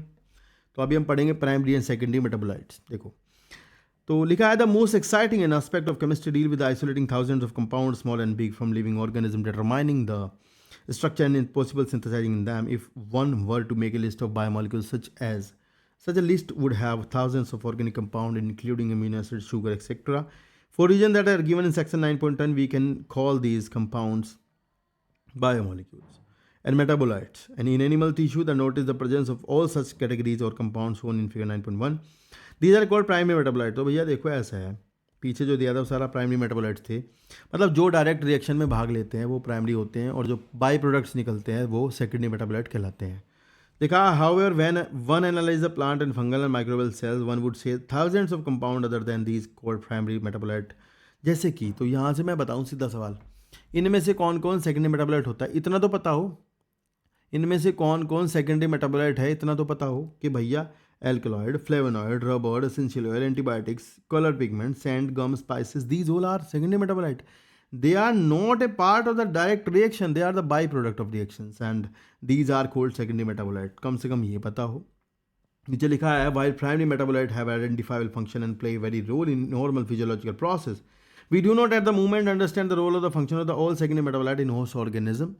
However, many of them are useful to human welfare. जैसे रबर चाहिए आपको, ड्रग्स चाहिए आपको, स्पाइसेस, सेंट एंड पिगमेंट्स, ये सब चाहिए होता है आपको। तो ये टेबल हमें यहाँ से याद करनी है। नीट ना थ्योरी में से कूड़ा नहीं पूछेगा, यहाँ से सवाल पूछेगा। पक्का बोल रहा हूँ, एक आधा सवाल ले ही मरेगा ये, पक्का बोल रहा हूँ, गारंटी से आता है यहाँ से एक सवाल। जैसे यहाँ लिखा है पिगमेंट्स याद करने हैं, कैरोटेनॉइड, एंथोसाइनिन। इसका ना पता है, एक सवाल है पेटेंट, वाटर सोल्यूबल पिगमेंट का नाम बताओ, वैक्यूल में जो स्टोर होता है, anthocyanin. Anthocyanin is water soluble pigment present in the vacuole, answer है ये एंथोसाइनिन पर्पल वॉयलेट कलर का। कैरोटीनॉइड जो है फैट सोल्यूबल पिगमेंट्स होते हैं। एल्कोलॉइड्स में मॉर्फिन आएगा, ओपियम पोपी से मिलता है, कोडीन भी उसी से मिलता होता है। टर्पिनॉइड्स होते हैं मोनोटर्पिन, डायटर्पिन्स, टार्पिन्स सुने होंगे आपने। Essential oil lemon grass oil Cymbopogon नाम के प्लांट से मिलता है। इसके काफ़ी सारे रोल होते हैं। टॉक्सिन्स एब्रिन और रेसिन, तो भैया देखो ये गलतियाँ होती हैं इस तरह की, तो बच्चों को याद ही नहीं रहता कि इन दोनों में मेरे को लगता है बच्चे भूलते हैं। तो ये दोनों टॉक्सिन्स हैं, एब्रिन और रेसिन, ठीक है ये। और लैक्टिन्स इज अ कॉन्केवलिन ए, ये कार्बोहाइड्रेट बाइंडिंग प्रोटीन्स को कहते हैं लैक्टिन्स, कार्बोहाइड्रेट बाइंडिंग प्रोटीन्स लैक्टिन्स हैं। और ये टॉक्सिन्स हैं। रेसिन तो रेसिनस कम्युनिस से मिलता है, जो रेसिनस कम्युनिस होता है कैस्टर शायद से, उससे मिलता है, ठीक है। तो फिर लिखा है कि ड्रग्स का बहुत बढ़िया सवाल है। विनब्लास्टिन और विनक्रिस्टिन दूसरा नाम है नहीं, तो ये सवाल आएगा कि भैया ये एंटी कैंसरस ड्रग है। इसका सवाल मुझे लगता है कि ये पूछ लेंगे, एंटी कैंसरस ड्रग। तो ये एंटी कैंसरस ड्रग है और भाई ये मिलती है विंका रोजा से, विंका रोजा या कैथरेंथस रोजियस प्लांट, सदाबहार का पौधा। फिर है रबर कुरकुमिन हल्दी से मिलती है, कुरकुमा डोमेस्टिका उससे निकलती है। रबर गम सेल्यूलोज ये सब पता ही है आपको, है ना। चलते हैं नेक्स्ट, बायो मैक्रोमोलिक्यूल। थोड़ी सी कहानी है यहाँ पर, उसके बारे में पढ़ लेते हैं, फिर जाएंगे फटाफट से पॉलीसेक्राइड और एंजाइम, फिर चैप्टर खत्म। देखो यहाँ लिखा है कि there is a one feature common to all those compound found in the acid soluble pool, they have molecular weight ranging from 18 to around 800 dalton approximately. ये कह रहे हैं कि भाई जो मॉलिक्यूलर वेट होता है मॉलिक्यूलर कंपाउंड्स का, जो 18 से 800 डाल्टन तक होता है, तो ये ध्यान रखना आप, ठीक है। जो एसिड सॉल्युबल में था, मतलब जो छन्नी के नीचे गया था उसकी बात हो रही है, छन्नी के नीचे वाले की। फिर लिखा है एसिड इनसॉल्युबल जो ऊपर रह गया था उसकी बात हो रही है। उसमें 4 तरह के मिलते हैं चीज़ें, जैसे कि प्रोटीन थी, न्यूक्लिक एसिड था, पॉलीसेक्राइड था, लिपिड था, ये चारों छन्नी के ऊपर थे क्योंकि ये मैक्रोमोलिक्यूल थे। पर लिपिड एक ऐसा मॉलिक्यूल मैक्रोमोलिक्यूल है, ऐसा है जो छन्नी के ऊपर तो आया था पर वो साइज में बड़ा नहीं है, 1000 डाल्टन से कम ही है वो।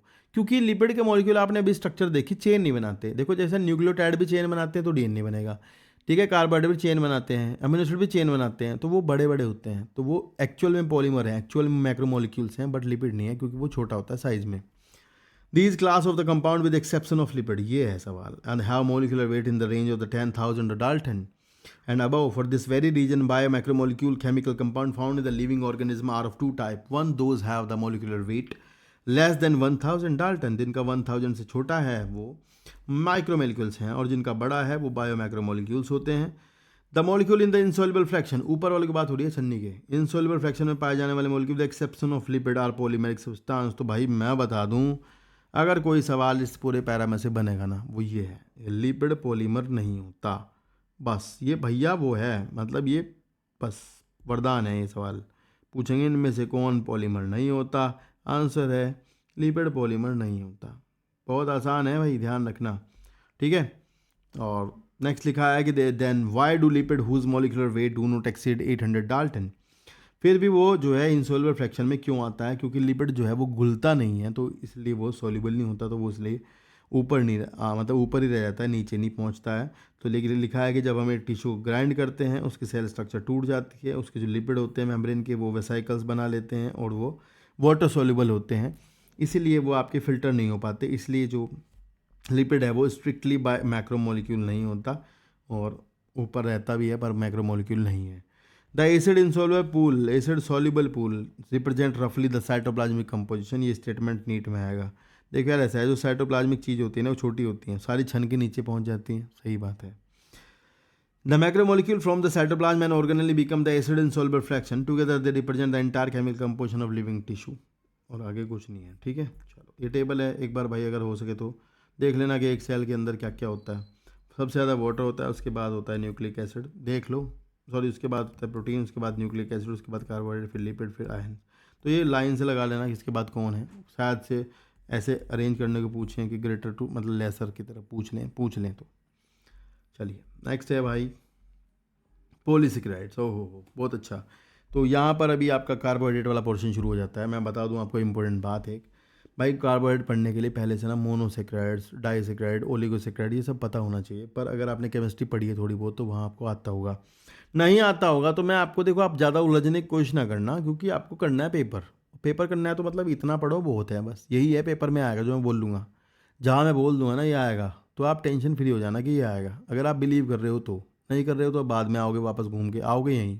अगर आपने ये वीडियो यहाँ तक देख ली तो गारंटी है इस बात की। यहाँ लिखा है पॉलीसेक्राइड्स क्या होते हैं। पहले बात सुनो, मोनोसेक्राइड्स मिलके चेन बनाते हैं, जब ये बनता है पॉलीसेक्राइड। जैसे मैं एक बना के दिखाता हूँ आपको छोटा सा। जैसे मान लो कि ये ग्लूकोज है, ग्लूकोज एक 6 कार्बन की शुगर है। पहली बात तो जो बोलता रहूँ कभी कभी नोट कर लेना। ग्लूकोज एल्डोजिज होते हैं, ग्लूकोज एल्डिहाइड्स होते हैं, फ्रक्टोज कीटोन होते हैं, राइबोलोज भी एल्डिहाइड कीटोन होते हैं, ठीक है ना। इस तरह इरिथ्रोज आपका कीटोन है, एल्डिहाइड है, ये ध्यान रखना। तो ये आपका बन गया ग्लूकोज। भाई देखो इसमें इतना अच्छा हो गया, 6 कार्बन का शुगर है, छठा कार्बन रिंग से बाहर है, CH2OH, ये पहला कार्बन है, ये OH यहाँ पे है, ये यहाँ पे OH है, ये H है, ये OH है, ये H है, OH है और ये H है। तो ये है आपका ग्लूकोज। डी ग्लूकोज, वो भी कैसा, डी ग्लूकोज, वो भी अल्फा, कैसा, अल्फा डी ग्लूकोज। क्या, अल्फा डी ग्लूकोज, जिसे आप डाइजेस्ट कर लेते हो। मतलब जब बॉन्ड तो बना के दिखाऊंगा अभी, देखो। तो अल्फा डी ग्लूकोज है भाई, तो इसमें होता बेटा ये है, कुछ नहीं टेंशन लेने की बात है, बस ऐसा होता है। इस तरह से मोनोसेक्राइड्स होते हैं। मोनोसेक्राइड 3 कार्बन के, 4 कार्बन के, 5 कार्बन के, 6 कार्बन के, 7 कार्बन के होते हैं, ठीक है, मोनोसेक्राइड्स। अब मोनोसेक्राइड्स मिलकर चेन बनाते हैं, वो 5 वाले और 6 वाले बनाते हैं चेन। और चेन बनती ऐसे है, देखो यार ऐसा है कि इसका पहला कार्बन है, पेन बदल लूँ, काले रंग का ले लेता हूँ, अब चल जा भाई। इसका मान लो ये पहला कार्बन है, ये दूसरा है, तीसरा है, चौथा है, पांचवा है और छठा है। पहला कार्बन दूसरे वाले के चौथे वाले के साथ बॉन्ड बनाएगा और यहाँ से वाटर का मॉलिक्यूल बाहर निकल जाएगा ऐसा। तो समझ गए ना, पहले वाले ने दूसरे वाले के किससे बनाया बॉन्ड, चौथे से, मान लो ऐसा, मान लो क्या है ही। तो इसके साथ बॉन्ड बनेगा तो यहाँ से वाटर मॉलिक्यूल बाहर हो जाएगा, मान लो ये वाटर चला गया, तो यहाँ पता क्या बचेगा, O, ये। तो ये है बाबू ग्लाइकोसाइडिक बॉन्ड, ग्लाइकोसाइडिक बॉन्ड। तो इस तरह से आपके कार्बोहाइड्रेट जो होते हैं वो चेन बनाते हैं। और ये जो बन गया है ये अल्फा डी ग्लूकोज है, ये डाइसेक्राइड बन गया, मतलब 2 ग्लूकोज जुड़े हैं एक साथ और एक बॉन्ड है बीच में, तो ये डाइसेक्राइड है। उस डाइसेक्राइड में भी ये माल्टोज का एग्जाम्पल हुआ, जो आपने सुना होगा कि स्टार्च डाइजेस्ट होकर माल्टोज बनाता है। और ये इस तरह ही चेन बनती हुई चली जाती है। चेन जो होती है वो आपका पॉलीसेक्राइड कहलाता है। तो हाँ, यहाँ जो बात होगी, यहाँ हम पता किसकी बात करेंगे, यहाँ हम बात करेंगे केवल पॉलीसेक्राइड की, मतलब जो चेन होते हैं उनकी बात होगी। यहाँ मोनो की, डाई की, ट्राई की, टेट्रा की नहीं होगी, मतलब लंबी चेन्स की बात होगी, ये ध्यान रखना, क्योंकि मैक्रोमोलिकुलर फ्रैक्शन में यही पाए जाते हैं। तो एक बार पढ़ते हैं, देखो क्या लिखा है। The acid insoluble pellet also has a polysaccharide carbohydrate as another class of macromolecule. Polysaccharides are long chain of sugar. They are threads, literally the cotton thread, containing a different monosaccharide as a building blocks. For example, cellulose is a polymeric polysaccharide containing only one type of monosaccharide, glucose. So तो भैया ध्यान रखना, जो आपका ये नहीं होता cellulose है ना, इसमें ना मिलता है बीटा डी ग्लूकोज। तो ये सवाल मेरे को लगता है पूछ ले कोई, बीटा डी होता है और हम खाते हैं स्टार्च, उसमें होता है अल्फा डी। फिर लिखा है सेलुलोज एक होमोपोलीमर है। सेलुलोज और स्टार्च में इतना ही अंतर है, मतलब नॉर्मली ग्लाइकोजन और सेलुलोज एक जैसे से हैं, पर वहाँ थोड़ा बॉन्ड का फर्क होता है। And starch is variant of this but present at the store house energy for plant tissue. अभी तक कोई सवाल जैसी चीज़ नहीं है इसमें, ठीक है। Animal have another variant called glycogen. तो मतलब ध्यान रखना, ग्लाइकोजन भी ग्लूकोज का पॉलीमर है, स्टार्च भी ग्लूकोज का पॉलीमर है, सेलुलोज भी दोनों ग्लूकोज का पॉलीमर है। नेक्स्ट लाइन सवाल है, ये मार्क कर लेना, इनुलिन। इनुलिन फ्रक्टोज का पॉलीमर है, तो इसलिए भैया इनुलिन को कहते हैं फ्रक्टन। क्या कहते हैं, फ्रक्टन, ठीक है। ग्लूकोज का पॉलीमर ग्लाइकन, इनुलिन है फ्रक्टन, फ्रुक्टोज का पॉलीमर है। इनुलिन जो है वो आपका डहेलिया की रूट से मिलता है, किडनी टेस्ट में इसका यूज होता है, आया तो देख लेना। एंड इन पॉलीसेक्राइड चेन से ग्लाइकोजन, तो यहाँ पर नीचे एक चेन दिखाई है, एक बार देखो, ये ना उसकी चेन है ग्लाइकोजन की। इसमें आपको दिख रहा है, मेरे को दिख रहा है इसमें एक चीज़ कि ये ब्रांच्ड है, ब्रांच्ड चेन है ये, ठीक है, ब्रांच्ड चेन ऑफ ग्लूकोज, ठीक है, ये ब्रांच चेन है ग्लूकोज की। इसमें आप देखोगे पहले तो ये चेन दिखाई सीधी दिख रही है, तो सीधे वाले में पता क्या होगा, एक ऐसे चलता है glucose glucose glucose glucose glucose glucose glucose, फिर ब्रांच निकल गई, इसमें दिख रहा होगा, फिर ब्रांच पे फिर ब्रांच निकल गई, तो इस तरह से बनता है ग्लाइकोजन, ठीक है। तो इसमें एक बात बताता हूँ छोटी, देखो ऊपर यहाँ पे आओ ये जो आपका बाबू पहला वाला कार्बन है ना, ये अल्फा कार्बन, ये एनोमेरिक होता है, इसको कहते हैं एनोमेरिक कार्बन। तो ये कार्बन होता है, अगर ये कार्बन फ्री होता है ना, तो ये वाला कार्बन ना रिड्यूसिंग होता है, मतलब ये बेंडिक सॉल्यूशन, फेलिंग सॉल्यूशन वगैरह को रिड्यूस कर देता है, तो ये रिड्यूसिंग कार्बन हुआ। तो ये फ्री यहाँ तो है नहीं बीच में, ये होगा यहाँ पे फ्री लास्ट में, तो इसलिए जो राइट हैंड होता है ना वो रिड्यूसिंग होता है। अगर कोई मोनोसेक्राइड है तो वो रिड्यूसिंग वो तो होगा ही, क्योंकि उसमें तो ये फ्री रहेगा हमेशा। लेकिन जो अगर चेन होते हैं नॉर्मली, चेन का राइट हैंड जो है वो रिड्यूसिंग होता है, क्योंकि वो फ्री कार्बन रिड्यूस करता है बेंडिक सॉल्यूशन को, फेलिंग सॉल्यूशन को। सुक्रोज नोट कर लेना, सुक्रोज रिड्यूसिंग शुगर नहीं होता। जबकि माल्टोज है, ये जैसे माल्टोज डाइसेक्राइड है तो ये है, क्योंकि इसमें इधर है एंड, तो सुक्रोज में ऐसा नहीं होता, ये नोट कर लेना, पूछे तो बता देना क्यों होता है, बाद में देख लेना कभी। फिर यहाँ पर आपको चेन मिलेगी, चेन में बॉन्ड्स दिखाई दे रहेंगे, देखो यहाँ पे देखो, ये जो बॉन्ड बन रहे हैं ना, ये बन रहे हैं पहले कार्बन के बीच में, चौथे के बीच में, पहला चौथा, पहला चौथा बॉन्ड है अल्फा 1,4 ग्लाइकोसाइडिक बॉन्ड। जहाँ ब्रांच हुई है वहाँ पर छठे कार्बन में और इसके पहले में अल्फा 1,6 ग्लाइकोसाइडिक बॉन्ड है। तो इस तरह ब्रांच बनती है, ये ध्यान रखना, ठीक है। मतलब ब्रांच पर अल्फा 1,6 और चेन में अल्फा 1,4 ग्लाइकोसाइडिक बॉन्ड मिलता है। और बस इतनी बात कर ली तो बस मज़े आ गए आपके, बहुत हो गया इतना तो। और फिर यहाँ पर लिखा हुआ है कि भैया देखो, नीचे जो कार्टून है वो ग्लाइकोजन का दिया गया है, लाइन पढ़े हो, देखो लिखा है इन अ पॉलीसेकेराइड चेन से glycogen the right and is the reducing and. तो राइट एंड रिड्यूसिंग एंड आपको समझ में आ गया क्यों है। It has a branch shown in the figure of cartoon, starch form. फिर ये अरे स्टार्च, वेरी स्टार्च भी इसी का दोस्त है, पर वो हेलिकल होता है, स्टार्च ऐसे होता है, तो हेलिकल स्ट्रक्चर फॉर्म करता है स्टार्च। इसी हेलिकल स्ट्रक्चर की वजह से वो आयोडीन को होल्ड कर लेता है, इसलिए स्टार्च जो है वो आयोडीन के साथ रिएक्शन देता है, ब्लू ब्लैक रिएक्शन टाइप की देता है। तो ये सवाल है, याद रख लेना। होता वो भी ऐसा ही है, स्टार्च में 2 फ्रैक्शन होते हैं, मैं ज़्यादा बता रहा हूँ, जो यहाँ है नहीं, अमाइलोज प्लस अमाइलोपैक्टिन। तो जो अमाइलोपैक्टिन है वो तो ब्रांच्ड पॉलीमर होता है, और जो अमाइलोज है वो अनब्रांच्ड होता है, हेलिकली कॉइल्ड होता है। 15% अमाइलोज रहता है, 85% अमाइलोपैक्टिन है। अमाइलोपैक्टिन ब्रांच्ड है, ध्यान रखना, और ये अनब्रांच्ड होता है अमाइलोज, ये दोनों बातें ध्यान रखना। इसी मिलके बनता है स्टार्च। चलिए लिखा है starch have the some helical structure, in fact starch can hold I2, but the starch I2 is blue in color. Cellulose do not contain this helix and that's why it cannot hold I2, ध्यान रखना, ठीक है। चलो यहाँ लिखा है कि plant cell wall are made up of cellulose and paper made of plant pulp and cotton fiber is cellulosic। ये नीट में मार्क आएगा, मार्क कर लेना। There are more complex polysaccharide in nature. There are have building blocks amino sugars and chemically modified sugar जैसे glucosamine, N-एसिटाइलग्लाइकोसामीन, ये सब मिलते हैं। मतलब ये ऐसे बता रहे हैं कि शुगर्स आर मॉडिफाइड ऑल्सो। सवाल जो आएगा वो ये है कि आर्थ्रोपोडा का एक्जोस्केलेटन काइटिन का बना होता है, और काइटिन किसका पॉलीमर है, दिया तो है नहीं पर बता दूं, N-एसिटाइल ग्लूकोसामीन का पॉलीमर होता है काइटिन। ये सवाल है। तो chitin is a polymer of N-acetyl glucosamine, that is a modified carbohydrate, ठीक है। तो ये हो गया पॉलीसेकेराइड ख़त्म, इसके बाहर कुछ नहीं आएगा, दिमाग ना लगाना ज़्यादा। और ये आएगा सवाल कॉटन वाला। चलिए यहाँ तो ख़त्म हो जाता है हमारा ये वाला टॉपिक, तो पीछे वाला पार्ट हमारा ख़त्म हो गया। अभी हमारा शुरू होता है enzyme, the most important topic that is enzyme. तो आज शुरू करते हैं इसको, आगे देखिए फटाफट से देखते हैं। काफ़ी चीज़ें हैं जो आपको आती होंगी, ना नहीं आती होंगी वो आपको आ जाएंगी। देखो अगर ध्यान से वीडियो देख रहे होंगे तो पक्का चीज़ें आएंगी, नहीं देख रहे होंगे तो नहीं आएंगी, क्योंकि आप पहले ही बहुत होशियार हैं, ठीक है ना। तो लिखा है ऑलमोस्ट ऑल एंजाइम है प्रोटीन, पहली लाइन सवाल है, ज़्यादातर ऑलमोस्ट लिखा है, ऑल नहीं लिखा है। तो ध्यान से जब नीट में आएगा तो आंखें खोल के रखना भैया। All not enzyme, all protein are not enzymes, all मतलब all enzyme not protein. Some time nucleic acid are also act as an enzyme. तो कभी कभी सवाल नंबर 1 यहाँ मिलता है कि जो एंजाइम न्यूक्लिक एसिड के बने होते हैं, जैसे बताया था मैंने 23 srRNA, 28 srRNA, ये जो होते हैं ये राइबोजाइम्स होते हैं। तो ये सवाल आएगा भाई पक्का।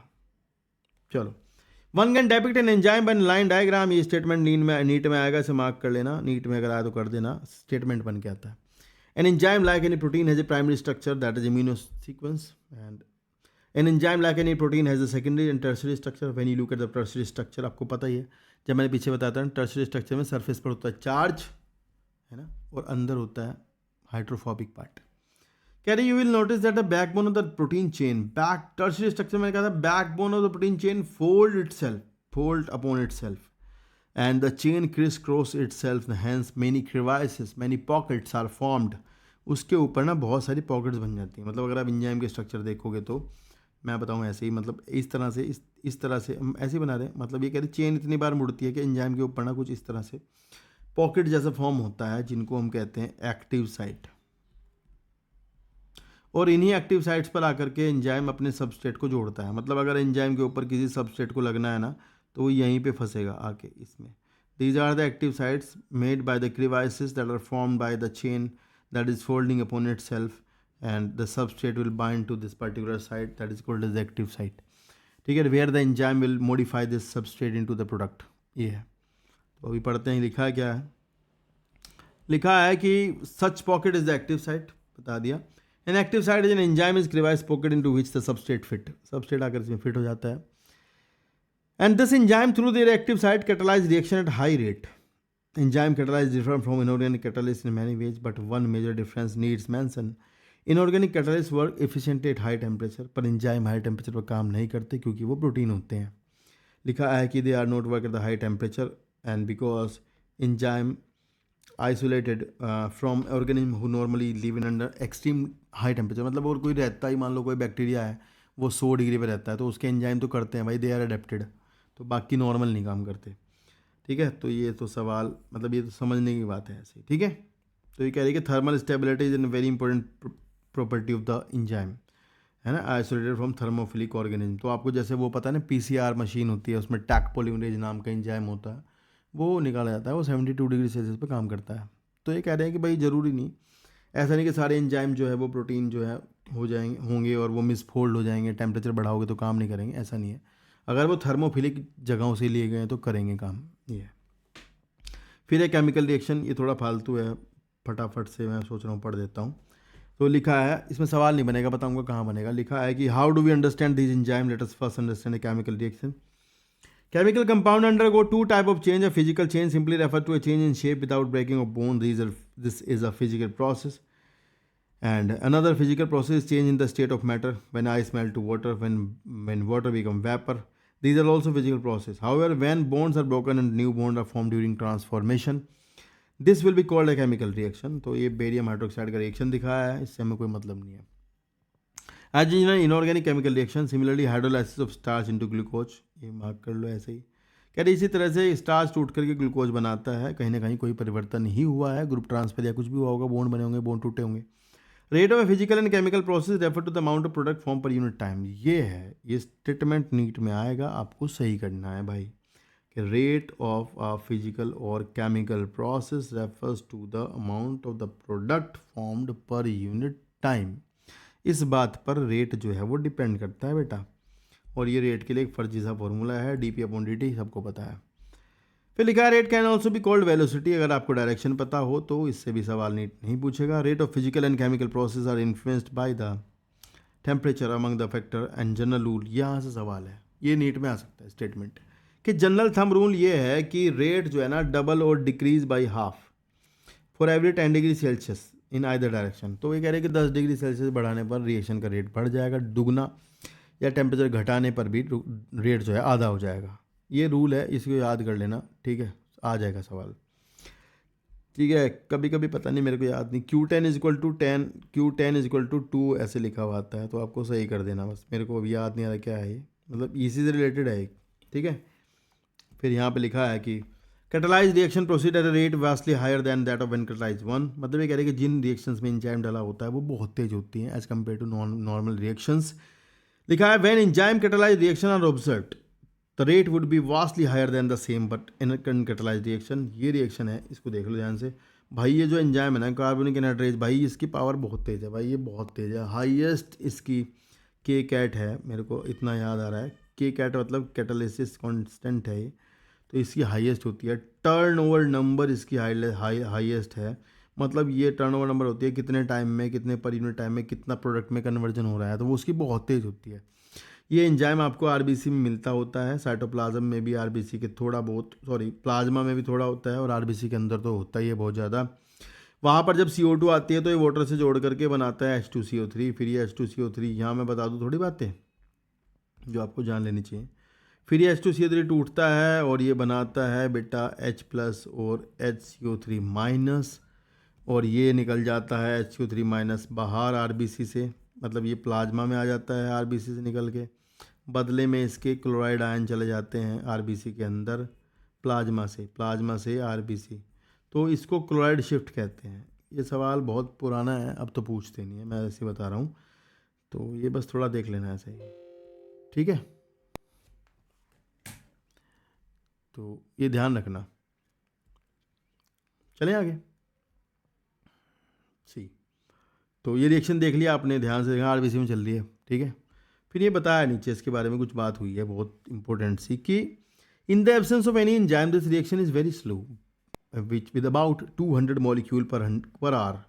अगर ये एंजाइम नहीं है तो मतलब घंटे में ना 200 मॉलिक्यूल बनते हैं। पर अगर भाई एंजाइम डाल दोगे जो कि साइटोप्लाज्म में होता है RBC के, तो रिएक्शन का रेट इतना हो जाएगा 6 लाख मॉलिक्यूल पर सेकंड बनेंगे, ठीक है। तो पर सेकंड 6 लाख हो गया, तो घंटे में निकाल लो कितने हो गए ना, 36 कुछ इतना है ना। The enzyme has accelerated reaction by 10 million time, rate बढ़ा दिया एंजाइम ने। तो ये कह रहे हैं कि एंजाइम बहुत एफिशिएंट होते हैं अपने सबस्ट्रेट के लिए, बहुत ज़्यादा, मतलब पावर इनकी इनक्रेडिबल है, ठीक है।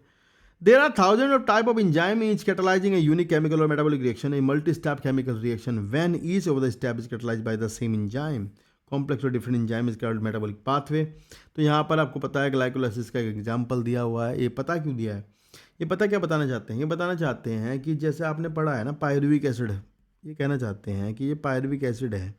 कह रहे पायरुविक एसिड जैसे है, तो अगर ये एक सबस्ट्रेट है मान लो, ये कह रहे इसके आगे ना अगर आप अलग अलग एंजाइम यूज करोगे ना तो प्रोडक्ट भी अलग अलग बनेंगी। मतलब एंजाइम जो है ना वो अपने सबस्ट्रेट के लिए स्पेसिफिक होता है। ये कहना चाहते हैं कि एंजाइम अपने सबस्ट्रेट के लिए स्पेसिफिक है। मतलब ऐसा नहीं है कि आपको हर एक अलग एंजाइम भी इसे सेम प्रोडक्ट में बदलेगा, नहीं, क्योंकि ये एंजाइम बदल गया तो प्रोडक्ट भी बदलेगी, ऐसा है। अगर आपको अलग अलग प्रोडक्ट पर एक ही तरह का एंजाइम लगाओगे ना तो भी चीज़ें अलग अलग बनेंगी, ऐसा नहीं होने का, एक ही बनेगा। तो यहाँ समझाने की कोशिश कर रहे हैं इनडायरेक्टली। लिखा है एक्चुअली मेटाबॉलिक पाथवे इन विच glucose become pyruvic acid through 10 different, ये 10 मार्क कर लो, 10 different enzyme catalyst metabolic reactions when you study in chapter 12, पढ़ाऊंगा मैं आगे। You study this reaction at this stage you should know that this very metabolic pathway with 1 और 2 additional reactions. कह रहे हैं अगर पायरुविक एसिड से आगे 1-2 एडिशनल रिएक्शन जोड़ दो तो प्रोडक्ट बदल जाती हैं। जैसे कि मसल्स में जाओगे तो लैक्टिक एसिड बनेगा, एरोबिक कंडीशन में जाओगे तो वहाँ पायरुविक एसिड बनेगा, ईस्ट में एनारोबिक कंडीशन में जाओगे तो वहाँ एल्कोहल बनेगा। तो ये कह रहे हैं कि भाई एक ही सबस्ट्रेट से ना अलग अलग प्रोडक्ट, डिफरेंट प्रोडक्ट बन सकती हैं अगर अलग अलग एंजाइम यूज हो, तो ये वाली बात है। फिर आगे लिखा है एंजाइम कैसे इतना ज़्यादा रेट बढ़ा देता है, मतलब ये समझना चाहते हैं कि कैसे बढ़ाता है। भाई कभी भी ना ये सवाल पेपर में आए ना नीट में, 1000 रुपये का शर्त लगा लो, इसका आंसर पता क्या होता है, डिक्रीज द एक्टिवेशन एनर्जी। ये इसका ऑप्शन होगा, आंसर होगा, ये गारंटी दे रहा हूँ इस बात की, ठीक है। By decreasing the activation energy enzyme increase the rate of the reaction, बस लोअर द एक्टिवेशन एनर्जी, बस। बाकी मैं समझा देता हूँ आपको कि क्या सीन है, पर आप ये याद रखना, आंसर यही आएगा इसका नीट में। तो देखो लिखा है कि to understand this we should study enzyme little more, we have already understood the idea of active site, पता ही आपको जहाँ सबस्ट्रेट जुड़ता है। द केमिकल और metabolic conversion refer to a reaction the chemical which is converted into product is called the substrate. Hence, enzyme that is protein with 3-dimensional structure including active site convert a substrate into the product S to P. It is now understood that the substrate S has to bind the enzyme at the active site. भाई सबको पता है substrate कहाँ जुड़ेगा, active site पे जुड़ेगा, with in the given cleft और pocket, एक गड्ढा जो होता है उसमें, एक नहीं होता कई सारे होते हैं उसके ऊपर। The substrate has to diffuse towards the active site, substrate ना एक्टिव साइट में फंस जाएगा जाके और वहाँ पर एक कॉम्प्लेक्स बनाएगा जिसे कहते हैं एंजाइम सबस्ट्रेट कॉम्प्लेक्स। भाई कोई भी रिएक्शन हो इसका बनना बहुत ज़रूरी है, ये तो बनेगा ही ना, पहले एंजाइम सबस्ट्रेट कॉम्प्लेक्स बनेगा फिर होगा काम आगे। E stand for enzyme is complex formation is transient phenomenon. मतलब ऐसा नहीं कि एंजाइम सबस्ट्रेट कॉम्प्लेक्स बन गया बैठ गया, नहीं, सबस्ट्रेट प्रोडक्ट में कन्वर्ट होगी या छूटेगी, तो ये बातें होंगी। लिखा during the state where the substrate is bound to the enzyme active site a new structure of the substrate called the transition state is formed. Very soon after the expected bond breaking and making. ये line समझ लो, बस हो गया काम। पता क्या करता है एंजाइम? देखो मैं टाइम ज़्यादा नहीं है तो इतना लंबा समझा नहीं पाऊंगा, क्योंकि आप इतना समझो जो पेपर में आएगा। एंजाइम सबस्ट्रेट को अपनी एक्टिव साइट पर जोड़कर, उसके बॉन्ड तोड़कर, ग्रुप ट्रांसफ़र करके, बॉन्ड ब्रेकिंग करके उसकी जो बाइंडिंग एनर्जी है जिससे वो बंधा हुआ है उसको कम कर देता है, जिससे रिएक्शन को दी जाने वाली एनर्जी की वैल्यू कम हो जाती है, क्योंकि अब आपका सबस्ट्रेट थोड़ा बदल गया है, टूट गया है, तो जिससे कि फटाक से सबस्ट्रेट प्रोडक्ट में जल्दी कन्वर्ट हो जाता है। समझ आई ना? मतलब सबस्ट्रेट की अगर आप बाइंडिंग एनर्जी कम कर दो ना, तो उसकी रिएक्शन की एक्टिवेशन एनर्जी जो दी जानी है वो कम हो जाएगी, और अगर कम हो जाएगी तो रिएक्शन जल्दी फास्ट प्रोसीड होगी और ईएस कॉम्प्लेक्स जल्दी बनेगा। मतलब ईएस कॉम्प्लेक्स बनना जरूरी होता है, फिर उसके बाद प्रोडक्ट बनना शुरू होती है, तो फिर ईएस कॉम्प्लेक्स जल्दी बन जाएगा और प्रोडक्ट जल्दी बन जाएगी। ये एक मोटा मोटा बात है। The product is released from the active site. In other words, the structure substrate get transferred into product. The pathway of this transfer must go through the, ये कह रहे हैं कि ये pathway must go through the so called transition state, कि pathway ना transition state से होके ही गुजरेगा। And there could be many more altered structure, मतलब ये कह रहे प्रोडक्ट और सबस्ट्रेट के बीच में बहुत सारी ऐसी स्ट्रक्चर आएंगी जो स्टेबल नहीं होती। वही प्रोडक्ट स्टेबल होती है जिसकी एनर्जी जो है वो सबस्ट्रेट के लेवल से बहुत कम होती है। एनर्जी प्रोडक्ट की कम होनी चाहिए, तभी वो स्थायी होगी, स्टेबल होगी। ये केमिस्ट्री में भी है। And there could be many more alter structure between the stable substrate and the product. Implicit this in statement is the fact that all other intermediate structure state than stable. Stability is something related to energy status of the molecule. सही बात है। Hence when we look the pictorially through graph it look like something in figure 9.4। Photo देख लो, कुछ नहीं याद करना, दिमाग कम लगाओ। एंजाइम एक्टिवेशन एनर्जी को कम करके रिएक्शन के रेट को बढ़ा देते हैं। दिमाग कम लगाना है और यही आएगा सवाल। ठीक है, आप देख चलो, प्रोडक्ट का जो एनर्जी लेवल है वो नीचे होगा, भले थोड़ा ऊपर भी होता, चाहे तो ये रिएक्शन स्पॉन्टेनियस होती, चाहे इसमें एनर्जी दी गई होती, पर आप ये समझ लो इसे इससे होकर जाना ही पड़ता है, ये तो आएगी ही। अब आप अगर इसको एंजाइम डाल दोगे तो ये कम हो जाएगा, मतलब ईएस जो है वो जल्दी आ जाएगा और प्रोडक्ट का कन्वर्जन भी जल्दी हो जाएगा। ये वाली बात है, बस इतनी समझ लो। नीचे थोड़ी कहानी दी गई है कि the y axis represent the potential energy content. The x-axis represent the progression of the structural transformation of state through transition state. You will notice the two things. The energy level difference between the substrate and product. If product at is lower level than S, the reaction is exothermic. One need not to supply the energy by heating or anything else. However, whether it is an exothermic or spontaneous or an endothermic, कैसी reaction हो, the substrate has go through a much higher energy state, that is transition state से होकर जाना ही पड़ेगा. The difference in average energy content of substrate and this transition state is called activation energy. Enzyme eventually bring down this energy barrier by making the transition of substrate to product more easy. तो enzyme क्या करते हैं, इस enzyme substrate की जो barrier है, substrate की जो एनर्जी बैरियर है, जो बाइंडिंग एनर्जी है सबस्ट्रेट की, उसको कम कर देते हैं, जिससे कि एक्टिव एनर्जी अपने आप कम हो जाती है, रिएक्शन जल्दी प्रोसीड हो जाती है। ऐसा। नेक्स्ट है नेचर ऑफ एंजाइम एक्शन। 2-4 लाइनें हैं, फटाफट से बता दूँ कहाँ से आएंगे सवाल। ये लाइनें पढ़ लो फटाफट से। सबसे पहले सबस्ट्रेट जा करके एक्टिव साइट पर जुड़ जाएगा, उसके बाद वो उससे बाइंड करेगा, उसमें जा करके फिट हो जाएगा, उसके बाद धीरे धीरे transition substrate complex ES complex बनेगा। ईएस कॉम्प्लेक्स बनने के बाद सबस्ट्रेट जो है वो प्रोडक्ट में कन्वर्ट हो जाएगा, एंजाइम उसे फिर प्रोडक्ट को रिलीज कर देगा, फटाक से प्रोडक्ट बाहर आ जाएगी। बार बार फिर वही एंजाइम दूसरी सबस्ट्रेट को जोड़ेगा, रीयूज होता रहता है, इस बात का ध्यान रखना। ठीक है, मतलब वही एंजाइम है, फिर एक्टिव साइट खाली हो जाएंगी, फिर और आगे लग जाएंगी। ये 4 पॉइंट हैं, ऐसे ही पढ़ लेना है, तो प्रोसेस दिखाया है, नीट में कुछ नहीं आएगा। Factor affecting the enzyme activity. कौन कौन से फैक्टर्स हैं जो एंजाइम की एक्टिविटी को प्रभावित करते हैं? देखो, the activity of an enzyme can be affected by changing in the condition whether can alter the tertiary structure of the protein. This मतलब यार ये कह रहे हैं कि प्रोटीन की ना, ये ध्यान रखना कि एंजाइम टर्शियरी स्ट्रक्चर है, और गरम कर दोगे, कुछ फैक्टर बदल दोगे, पीएच इधर उधर कर दोगे, तो भैया एंजाइम की स्ट्रक्चर गई खराब, कुछ भी नहीं होने का, एक्टिव साइट खराब हो जाएगी। And this include the temperature, pH change in substrate concentration and binding of specific chemical that regulates it's activity. सबसे पहले भाई टेम्परेचर और पीएच है, भाई ये दोनों ने एक जैसा प्रभाव डालते हैं। लिखा है enzyme generally function in narrow range of temperature. भाई यहाँ फोटो का गया वो, ये रहा, इसको देख लो ध्यान से। भाई पता क्या है, ये तो है मिनिमम वैल्यू, भाई ये है मैक्सिमम वैल्यू, ये है ऑप्टिमम वैल्यू। तो पता क्या है कि एंजाइम ना इतने इधर तक, इतने लेवल तक काम कर लेगा, इतने तक कर लेगा, ना तो नीचे करता ना इसके इधर करता, मतलब ना तो हाई पे करता ना लो पे करता। मतलब एक हर एक एंजाइम का अपना एक स्पेसिफिक पीएच है, हर एक का अपना स्पेसिफिक टेम्परेचर है जो उस पर जा करके काम करता है। बस इतनी बात समझ लो, ऑप्टिमम पे काम करता है। इधर उधर करोगे तो क्या होगा, ये होगा। इधर उधर करोगे पता क्या होगा, इधर उधर करोगे तो ये दिक्कत होगी ये वाली कि भैया activity decline both below and above the optimum value. Low temperature preserve कर देगा एंजाइम को, और जो हाई टेम्परेचर है वो डिस्ट्रॉय कर देगा एंजाइम को और ख़राब हो जाएगा एंजाइम। ठीक है। फिर एक कंसंट्रेशन ऑफ सबस्ट्रेट। अब आप कहानी सुनो छोटी सी। भाई देखो ऐसा है, सबस्ट्रेट की कंसंट्रेशन बढ़ा दो शुरू में तो रेट बढ़ जाएगा, क्योंकि पता क्या है, एंजाइम खाली पड़ा होगा, सबस्ट्रेट डाल लो, बढ़ गया, फटाक से रिएक्शन का रेट हाई हो जाएगा। पर एक लेवल के बाद जब सारा एंजाइम ऑक्यूपाई हो जाएगा तो आप फिर सबस्ट्रेट बढ़ाते रहो, कोई फ़र्क नहीं पड़ेगा। सेम है एंजाइम के लिए। अगर आप एक बार एंजाइम डालोगे तो सही चलेगी, रिएक्शन तेज होगी, फिर उसके बाद आप एंजाइम बढ़ाते रहो। जब सबस्ट्रेट ही नहीं है तो एंजाइम बढ़ाने से क्या फ़ायदा। तो ये सीधा सीधा बात है। With the increase in the substrate concentration the velocity of the enzymatic reaction rise at the first. पहले तो रिएक्शन तेज चलेगी, फिर पता क्या होगा, एक टाइम पे मैक्सिमम वेलोसिटी हो जाएगी। मैक्सिमम वेलोसिटी पता कब होती है, जब ना सारा सबस्ट्रेट, सारी एक्टिव साइट भर लेगा। मतलब एंजाइम अगर 10 सबस्ट्रेट जोड़ सकता है ना, उसने 10 के 10 जोड़ लिए तो ख़त्म। उसके बाद फाइनली हो गया, वेलोसिटी हाई होगी। और अगर आधे जोड़ लिए उसने तो वो वी मैक्स अपॉन 2 हो गया। ठीक है। And this is because the enzyme molecule are fewer than the substrate molecule, and after the saturation of these molecule there are no free enzyme molecule to bind with additional substrate. बढ़ाते रहो substrate, क्या फर्क पड़ता है, enzyme है ही नहीं खाली, या तो एंजाइम में डाल लो। ये है।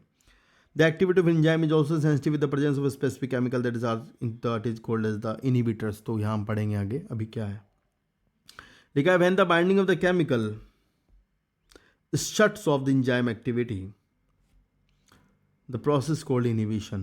यहाँ से भाई ज़्यादा कहानी नहीं बतानी, मैं जो बोल रहा हूँ उतना याद कर लो। आपको याद करना है कॉम्पिटिटिव इनहिबिटर, ध्यान रखना। इसमें क्या होता है कॉम्पिटिटिव इनहिबिशन में, ये सवाल बता रहा हूँ, वी मैक्स सेम रहती है, ये सवाल आएगा, और वी मैक्स तो रहेगी सेम, और हाफ वी मैक्स बढ़ जाएगी, ये ध्यान रखना। ठीक है। हाफ वी मैक्स कह रहा हूँ, के एम बढ़ जाएगा। के एम आपको पीछे बताऊंगा क्या है। के एम बढ़ेगा और वी मैक्स सेम रहेगी। ये अगर कभी कभी सवाल आया तो ये आ सकता है, इसको याद करना है, रट लेना। अभी समझा नहीं पाने का क्योंकि लंबा टाइम लगेगा, पर समझाऊंगा पीछे जाके। और 2 एग्जाम्पल इस पैराग्राफ से याद करने हैं आपको, कि जब कोई ऐसा इनहिबिटर जिसकी शक्ल सबस्ट्रेट से मैच करती हो, मान लो मैं तुम्हारी सीट पे, मैं तुम्हारे जैसा मुखौटा पहन के तुम जहाँ बैठने वाले हो वहाँ जाके बैठ जाऊँ, तो मैं कॉम्पिटिटिव इनहिबिटर हूँ, तो तुम अपनी संख्या बढ़ाओ, मैं वहाँ से हट जाऊँगा सीधा। तुम सबसेट हो, तुम बढ़ जाओ तो मैं जगह छोड़ दूंगा। तो सबसेट बढ़ेगा तो के एम बढ़ेगी। पिछले पेज पे दिया है सबसेट के एम, सबसेट की कंसंट्रेशन है। सबसेट बढ़ाओगे के एम भी बढ़ेगा, सबसेट बढ़ाओगे के एम बढ़ेगा। तो फिर तो हाफ वी मैक्स आ जाएगी, लेकिन वी मैक्स तो वहीं रहेगा। मतलब पिछले पेज पे समझाऊंगा कैसे। देखो वी मैक्सिमम कब है, जब सारे सबसेट, सारे एंजाइम की साइड बढ़ जाती है। तो पर एंजाइम की साइड पे बैठ गया हूँ मैं हूँ इनहिबिटर। तो अब तुम अपनी संख्या बढ़ाओ, तुम सबसेट हो, तुम अपनी मात्रा बढ़ाओ, तब हटूंगा मैं। तुम ज़्यादा हो जाओगे तो इसका मतलब तो सबसेट बढ़ रहा है, तब जा कर के पहले तो वी मैक्स हाफ आएगा ना। पहले तो तुम आधे पे बैठोगे, आधी जगहों पे, फिर पूरी पे बैठोगे, तो पूरी जगह तो उतनी ही रहेंगी। वी मैक्स आने में लेट हो जाएगा थोड़ा, के एम बढ़ानी पड़ेगी, सबसेट कंसंट्रेशन बढ़ेगी। तो यहाँ से याद क्या करना है, सीधा सीधा ये लाइन पूरी, कि सक्सिनेट डिहाइड्रोजिनेज एंजाइम, जो कि बहुत इंपॉर्टेंट एंजाइम है, ये मिलता है क्रैब साइकिल में, लगा होता है इनर माइटोकॉन्ड्रियल मेम्ब्रेन में, है ये क्रैब साइकिल का लगता है वहाँ। और इसका इनहिबिटर है ये मैलोनेट, और ये सवाल पक्का आएगा। ठीक है। और इसी तरह का इनहिबिशन आपको दिखेगा जो बैक्टीरिया के लिए दवाइयाँ बनाते हैं, वो इसी तरह से बनाते हैं बैक्टीरिया को मारने के लिए। ठीक है। तो पीछे पेज पे एक ग्राफ बना हुआ है, उससे एक आधा सवाल फंस जाए तो देख लेना, मैं बता दूँ। सवाल सीधा सीधा याद कर लो, के एम क्या है, तो आप बोलो और नोट करो। K M is that concentration of substrate at which enzyme occupy its half Vmax। ठीक है। जिस सबस्ट्रेट कंसंट्रेशन पर एंजाइम अपनी हाफ Vmax प्राप्त कर लेता है उसे Km कहते हैं। यदि इसमें डाल दिया कॉम्पिटिटिव इनहिबिटर तो Km बढ़ जाएगी। ये अब कॉम्पिटिटिव इनहिबिटर डल गया, मतलब ऐसा हुआ तो Km बढ़ गया। ये ध्यान रखना बस, ठीक है, ऐसा समझ आई। चलो, तो केएम सबस्ट्रेट कंसंट्रेशन है, वैसे माइकलिस मेंटन कॉन्सेंट है, वैसे रिएक्शन होती है, एक इक्वेशन है माइकलिस मेंटन इक्वेशन, उसमें आता है, ठीक है। चलो, फिर नेक्स्ट है क्लासिफिकेशन है नॉमेनक्लेचर ऑफ एंजाइम। लिखा है thousands of enzyme have been discovered isolated in studies. तो भाई ये बहुत सारे एंजाइम डिस्कवर किए गए हैं, यहाँ से एक लाइन याद कर लो, पूरी नीट में डायरेक्ट ये छूट जाती है, सबसे होती नहीं किसी से भी। Enzyme are divide into 6 class और 4 to 13 सब क्लासेस, और इसका नाम 4 डिजिट नंबर में लिखा जाता है। ये सवाल है भाई तगड़ा, जैसे ऐसे 1.1.1.1 इस तरह लिखते हैं एंजाइम का नाम। तो ये सवाल है, सीधा याद कर लो, 4 डिजिट नंबर में लिखते हैं। मैथमेटिक्स के 6 क्लास होती हैं एंजाइम की, हर एक में 4 से 13 तक सब क्लास होती हैं, हमें याद नहीं करनी है, जो यहाँ दिया है वो पढ़ लो। लिखा है कि ऑक्सीडो रिडक्टेज डिहाइड्रोजनेज होते हैं कुछ, तो जो डिहाइड्रोजनेज मतलब हाइड्रोजन रिलीज कराते हैं, बहुत सारे हैं। सक्सिनेट डिहाइड्रोजनेज है, अल्फा कीटोएडिल्ट्रेट डिहाइड्रोजनेज है, बहुत सारे हैं। तो एक तो ये है, इसमें एक सबस्ट्रेट रिड्यूस है, एक ऑक्सीडाइज है, फिर ऑक्सीडाइज है, रिड्यूस है, ठीक है।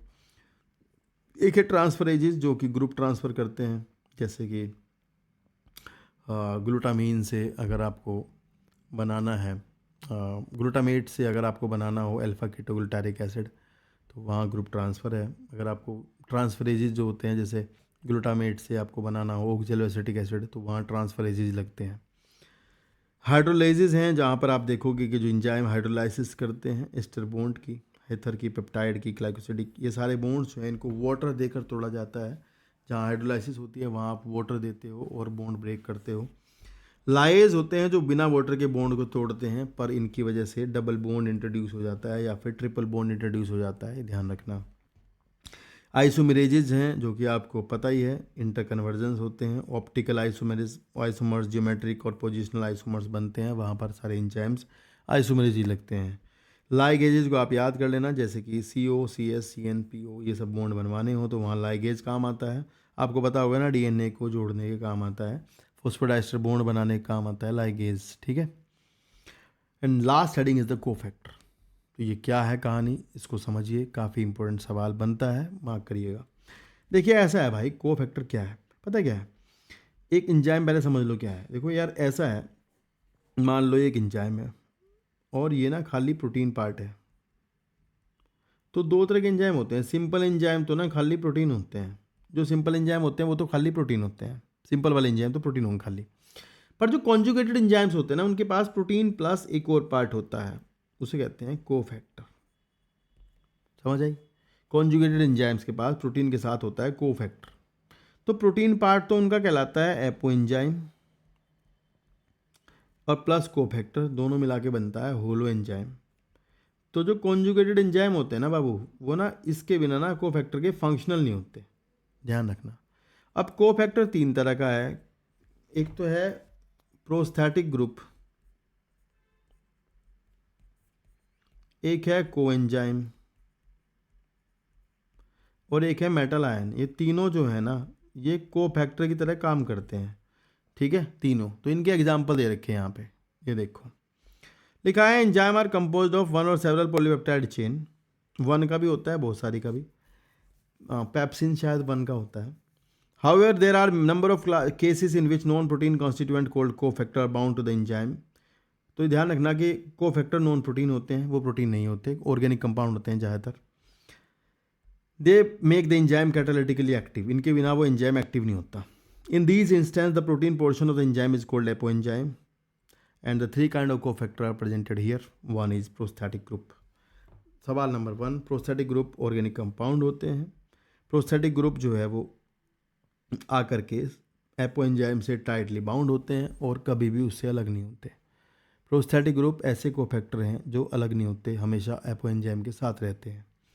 एंड फॉर एग्जांपल इन पेरोक्सिड, ये लाइन भाई ये लाइन आएगी बस। पेरोक्सिडेज पेरोक्सिसोम में मिलते हैं, कैटालेज दोनों वही मिलते हैं पेरोक्सिसोम में। पेरोक्सिडेज एंड कैटालेज दोनों की दोनों एंजाइम जो है, इन्हें ना पता क्या चाहिए, हीम चाहिए, हीम आयरन। ये मार्क कर लो भाई, पक्का सवाल है। इनका प्रोस्थेटिक ग्रुप ये है हीम, ठीक है। फिर ये, और ये ध्यान रखना कि एक्टिव साइट का पार्ट भी होता है प्रोस्थेटिक ग्रुप। फिर लिखा है कोएंजाइम। देखो कोएंजाइम भी क्या है, कोफैक्टर है, and they are organic compound like vitamin, but they are associated with apoenzyme transient. तो ये तब काम होता है ना, तब आते हैं। जैसे कोफैक्टर प्रोस्थेटिक ग्रुप है ना, वो तो हमेशा जुड़ा रहता है, पर ये तो तभी आते हैं जब काम होता है। Usually occurring during the course of the catalysis. Furthermore, coenzyme serve as a cofactor a number of different enzyme catalytic reaction. The essential chemical component of many coenzyme और विटामिन। ज़्यादातर कोएंजाइम क्या है, विटामिन होते हैं।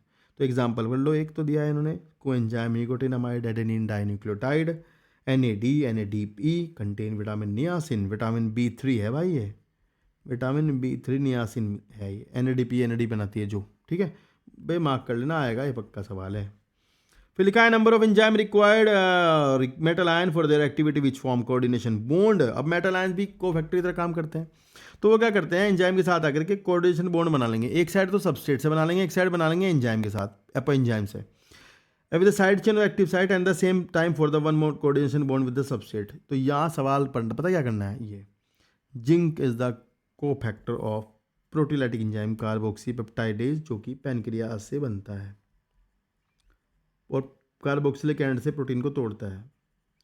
और ये zinc carboxy peptidase को चाहिए, भाई जो बोल रहा हूँ नोट कर लो, जिंक कार्बोनिक एनाइड्रेज को चाहिए, जिंक एल्कोहल डिहाइड्रोजिनेज को चाहिए, जिंक कार्बोक्सिलेज को चाहिए। वीडियो पीछे करके दोबारा सुन लो, ठीक है ना। तो ये चारों चाहिए, चारों को चाहिए।